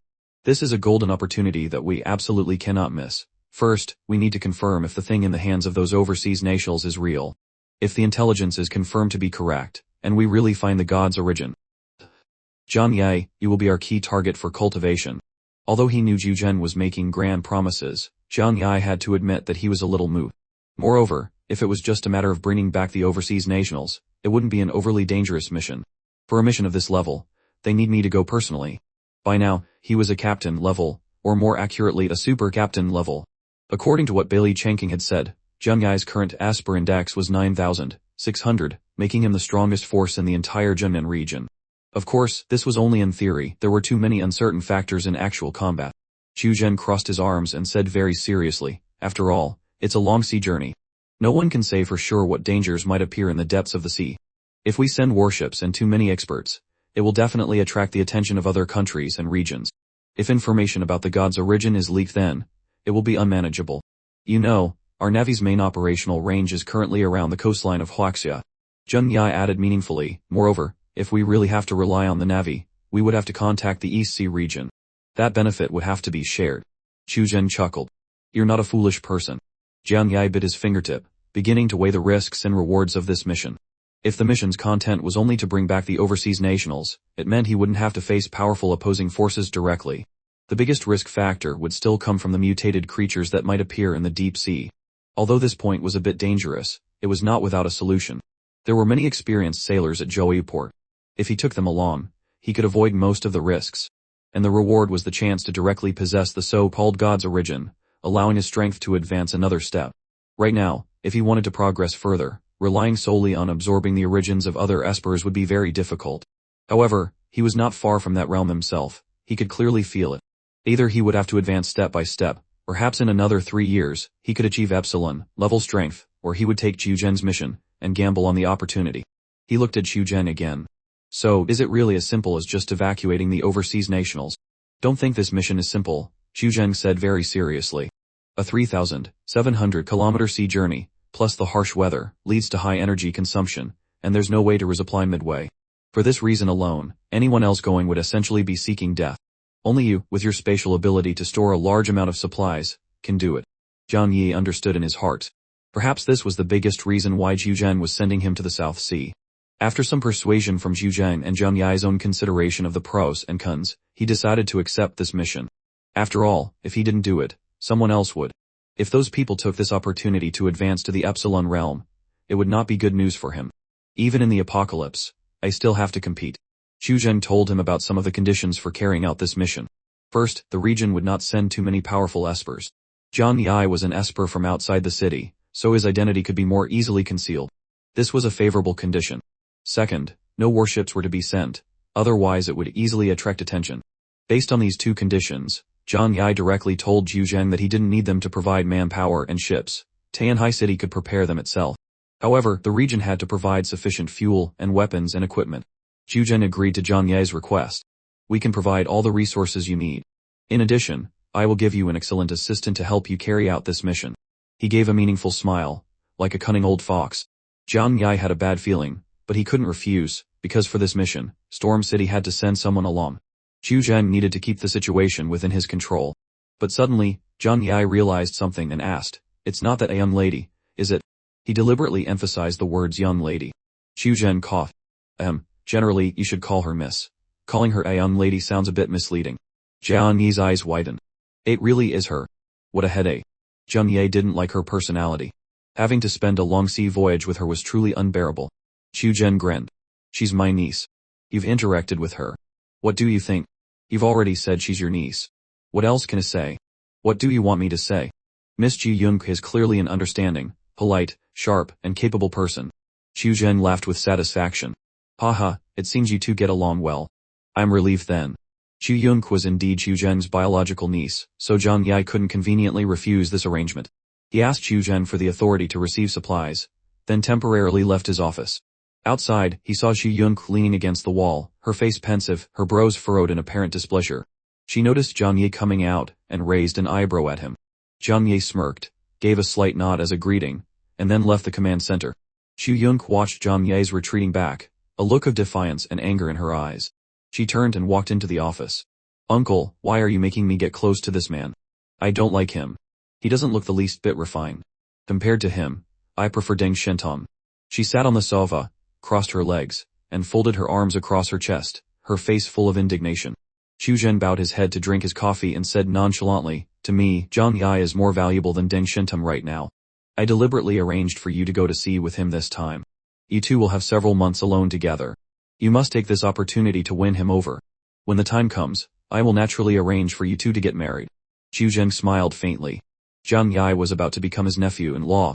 Having reached this step, he will surely become one of us. Qiu Yung's expression was not very happy. Are you telling me to go and seduce him? As the princess of the Zhu family, with the status of a northerner, Qiu Yung had been pampered since she was a child. She was always the center of attention wherever she went. Had she ever had to shamelessly flatter others? She wasn't like those other women who would fall for him just because he was skilled. When a woman pursues a man, there's only a thin veil between them. As long as you are willing, I believe you will definitely succeed. Qiu Zhen stared at her. With such a long time, if it were someone else, their children would have been born by now. You are not Lang Hupafi of the Rose Squad. If you can't endure hardship in life, you can only pay the price by seeking a more privileged life. Xu Yung frowned slightly, feeling a little uncomfortable in her heart. She had never wanted to become a sacrificial pawn for the Chu family's marriage alliances. But growing up in such a family, some things were not up to her to decide. Freedom was not something easily obtained, especially when one has enjoyed a life of material abundance for decades. Xu Zheng said leisurely, "This trip is also for you to gain more experience. You have never experienced the cruelty of the world. For your future work and development, that is truly not beneficial at all. Going out into the wider world to broaden your horizons will also benefit you greatly." Xu Yung was a niece whom Xu Zhen was very fond of, intelligent, and beautiful. Although young, she had already obtained a bachelor's degree from the Massachusetts Institute of Technology thanks to the family's resources. In the future, she would become a great asset to Xu Zheng. But only by letting her experience the cruelty of the apocalyptic world could she truly and quickly become an adult. This mission was not very dangerous, and with Jang Yi by her side, he could kill two birds with one stone. It could cultivate the feelings between her and Jang Yi, and at the same time, make Jang Yi protect her closely. Xu Yung brushed her hair back, saying dismissively, "Great uncle, I understand the cruelty of the apocalyptic world." "No, you don't," Xu Zhen interrupted her without mercy. "Your life has been too comfortable. You still have many naive thoughts in your head. In this world, everyone has treated you well, never letting you experience the exhausting life of ordinary people in this apocalypse. The things you say are just words, your body has not felt it at all. You must go on this mission. If you fail this mission, you will stay in Storm City as an office worker, responsible for printing documents and answering the phone from now on. The Xu family does not support useless people." Xu Yung felt a pang of hurt in her heart. She never expected that her great uncle, who had always doted on her, would use her as a tool to consolidate his power. For a moment, she even wanted to cry. Then again, she forgot that if it weren't for being Xu Zhen's niece, she might not even have survived in these chaotic times. No. Isn't it just about marrying him? I'll do as you say." Xu Yung sniffled, and stood up as if she were making a great sacrifice. "Rest assured, I will handle this matter properly." Jang Yi received the necessary military supplies from the military supply department, including a large batch of warship armaments and fuel. Although Tianhai City was not short of fuel, Jang Yi followed the principle of never refusing a good thing when offered. These were things he deserved, why be polite with old Xu? Xu Yung came to find Jang Yi. Although she still had reservations about him, remembering Xu Zhen's orders, she still forced a smile. "Jang Yi." Jang Yi replied coldly, "We're on duty now. Please call me by my call sign." Xu Yung's expression froze. "Do you have to be so serious? Some things are best not to get used to." Jang Yi glanced at her. "We are going on a long sea voyage this time. The most important thing on the way is to hide our identities. Therefore, absolutely no one must know that I am Jang Yi. Right on the way, you can't even call me by my call sign. You can only call me Mr. John, and I will call you Miss Chu." Xu Yung brushed back her long hair, revealing her fair neck. "All right, I'll do as you say then." Jang Yi was checking the list of supplies with the person in charge of the military supply department. She walked up to his side and whispered in his ear, "Is there anything else to note? Let's find some time for you to explain it to me clearly, shall we?" After checking the supplies, Jang Yi replied to her nonchalantly, "I'll send you in a mail later." Jang Yi's cold attitude greatly annoyed Xu Yung. I just said you were impolite when you shook my hand. Why are you being so cold to me? At least we are teammates on a mission, right? Why are you doing this? Do you plan to treat me so coldly for the next few months?" Jang Yi gave her an amused look. "You also know that we are just teammates on a mission. So, it's enough for each of us to do our own job well.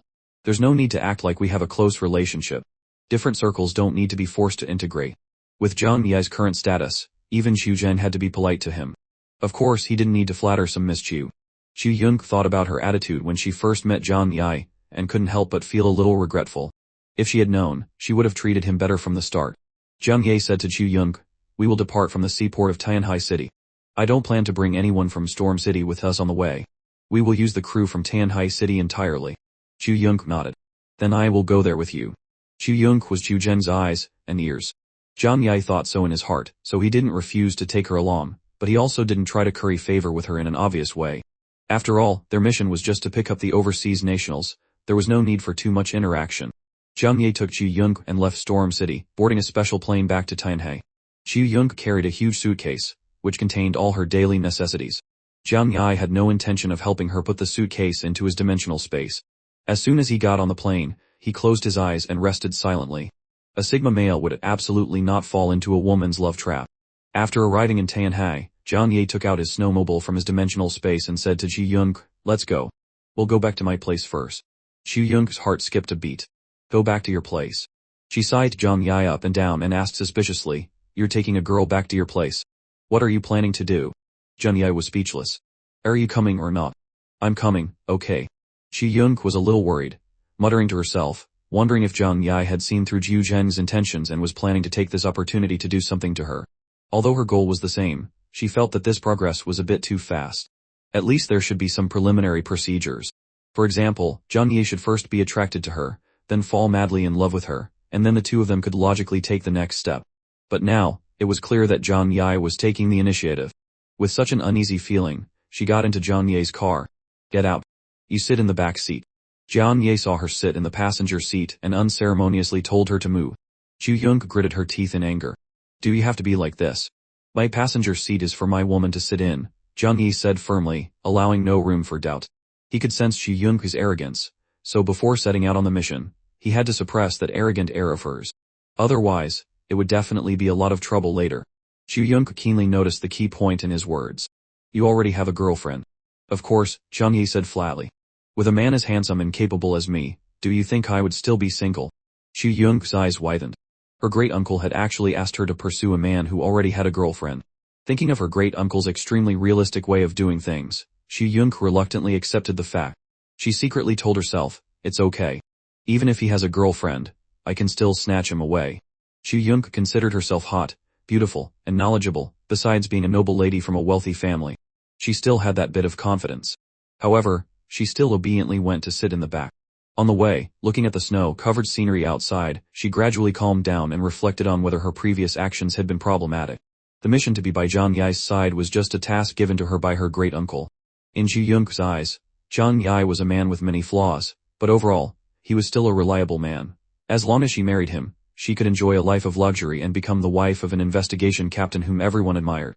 She was a refined egoist. To achieve her goal, she could accept sacrificing a little of her beauty. She had thought it through.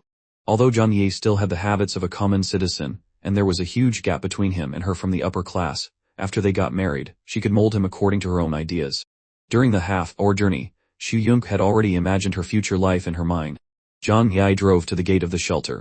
Looking at the large, luxurious villa in front of her, Ji Young nodded, temporarily satisfied. The house is quite big. To be able to maintain it so well in this cold, icy weather, you must have put in a lot of effort, right? Ji Young sized up the villa and commented, "But I still think it's not as good as Storm City. It's too deserted here." Jang Yi glanced at her. "I didn't ask you to come and live here." Ji Young frowned. "I'm just commenting on your house. Do you have to be so sarcastic?" Jang Yi ignored her and opened the shelter door. After a retinal scan, the giant alloy door slowly opened. Jang Yi and Ji Young stepped into the shelter. When she saw the warm and luxurious decorations inside, a strange look finally appeared in Ji Young's eyes. She had thought that anywhere outside of Storm City would be a desolate and dilapidated scene. Even if there were traces of human activity, it must be very bad. But everything inside the shelter directly shocked her. A luxurious house. With her vision, she could naturally see that every detail of the decoration was top-notch. The carpet under her feet was also an imported handmade product from Italy. A small piece of just a few square meters cost tens of millions of Colombian pesos, which was more than 200,000 in Hosi currency. Not just the carpet, but the sofa, ceiling, cabinets, kitchen, and chairs were all from the most luxurious brands. After the apocalypse, let alone her small villa in Storm City, even Jiu Zheng had never enjoyed such a luxurious life. "Where did you get all this?" Ji Young tried to suppress the shock in her heart and asked, pretending to be calm. "The snow and ice have sealed the city. Even Storm City can only transfer essential daily necessities to other places. No one has the mind to enjoy themselves." Ji Young asked, "But how do you have so many luxury goods?" Jang Yi replied nonchalantly, "It's the end of the world. In the stores and shopping malls, many things were thrown away everywhere. I just had to go and pick them up." In the warm shelter, most of the existing household items were brought back by Jang Yi. He said it as if it were very easy, but for Ji Young, doing so would be extremely difficult. After all, not everyone was like Jang Yi, capable of digging up daily necessities from under tens of meters of snow and then laboriously transporting them back. "Oh, we have a guest." Just as Ji Young was still stunned, a melodious voice suddenly sounded in her ear. Ji Young turned her head and her eyes were momentarily transfixed. The person standing in front of her was a beautiful woman in a blue dress, with a tall and slender figure. She had exquisite makeup, a fair face, smooth skin, and a slender figure that was perfectly highlighted by the tight-fitting dress.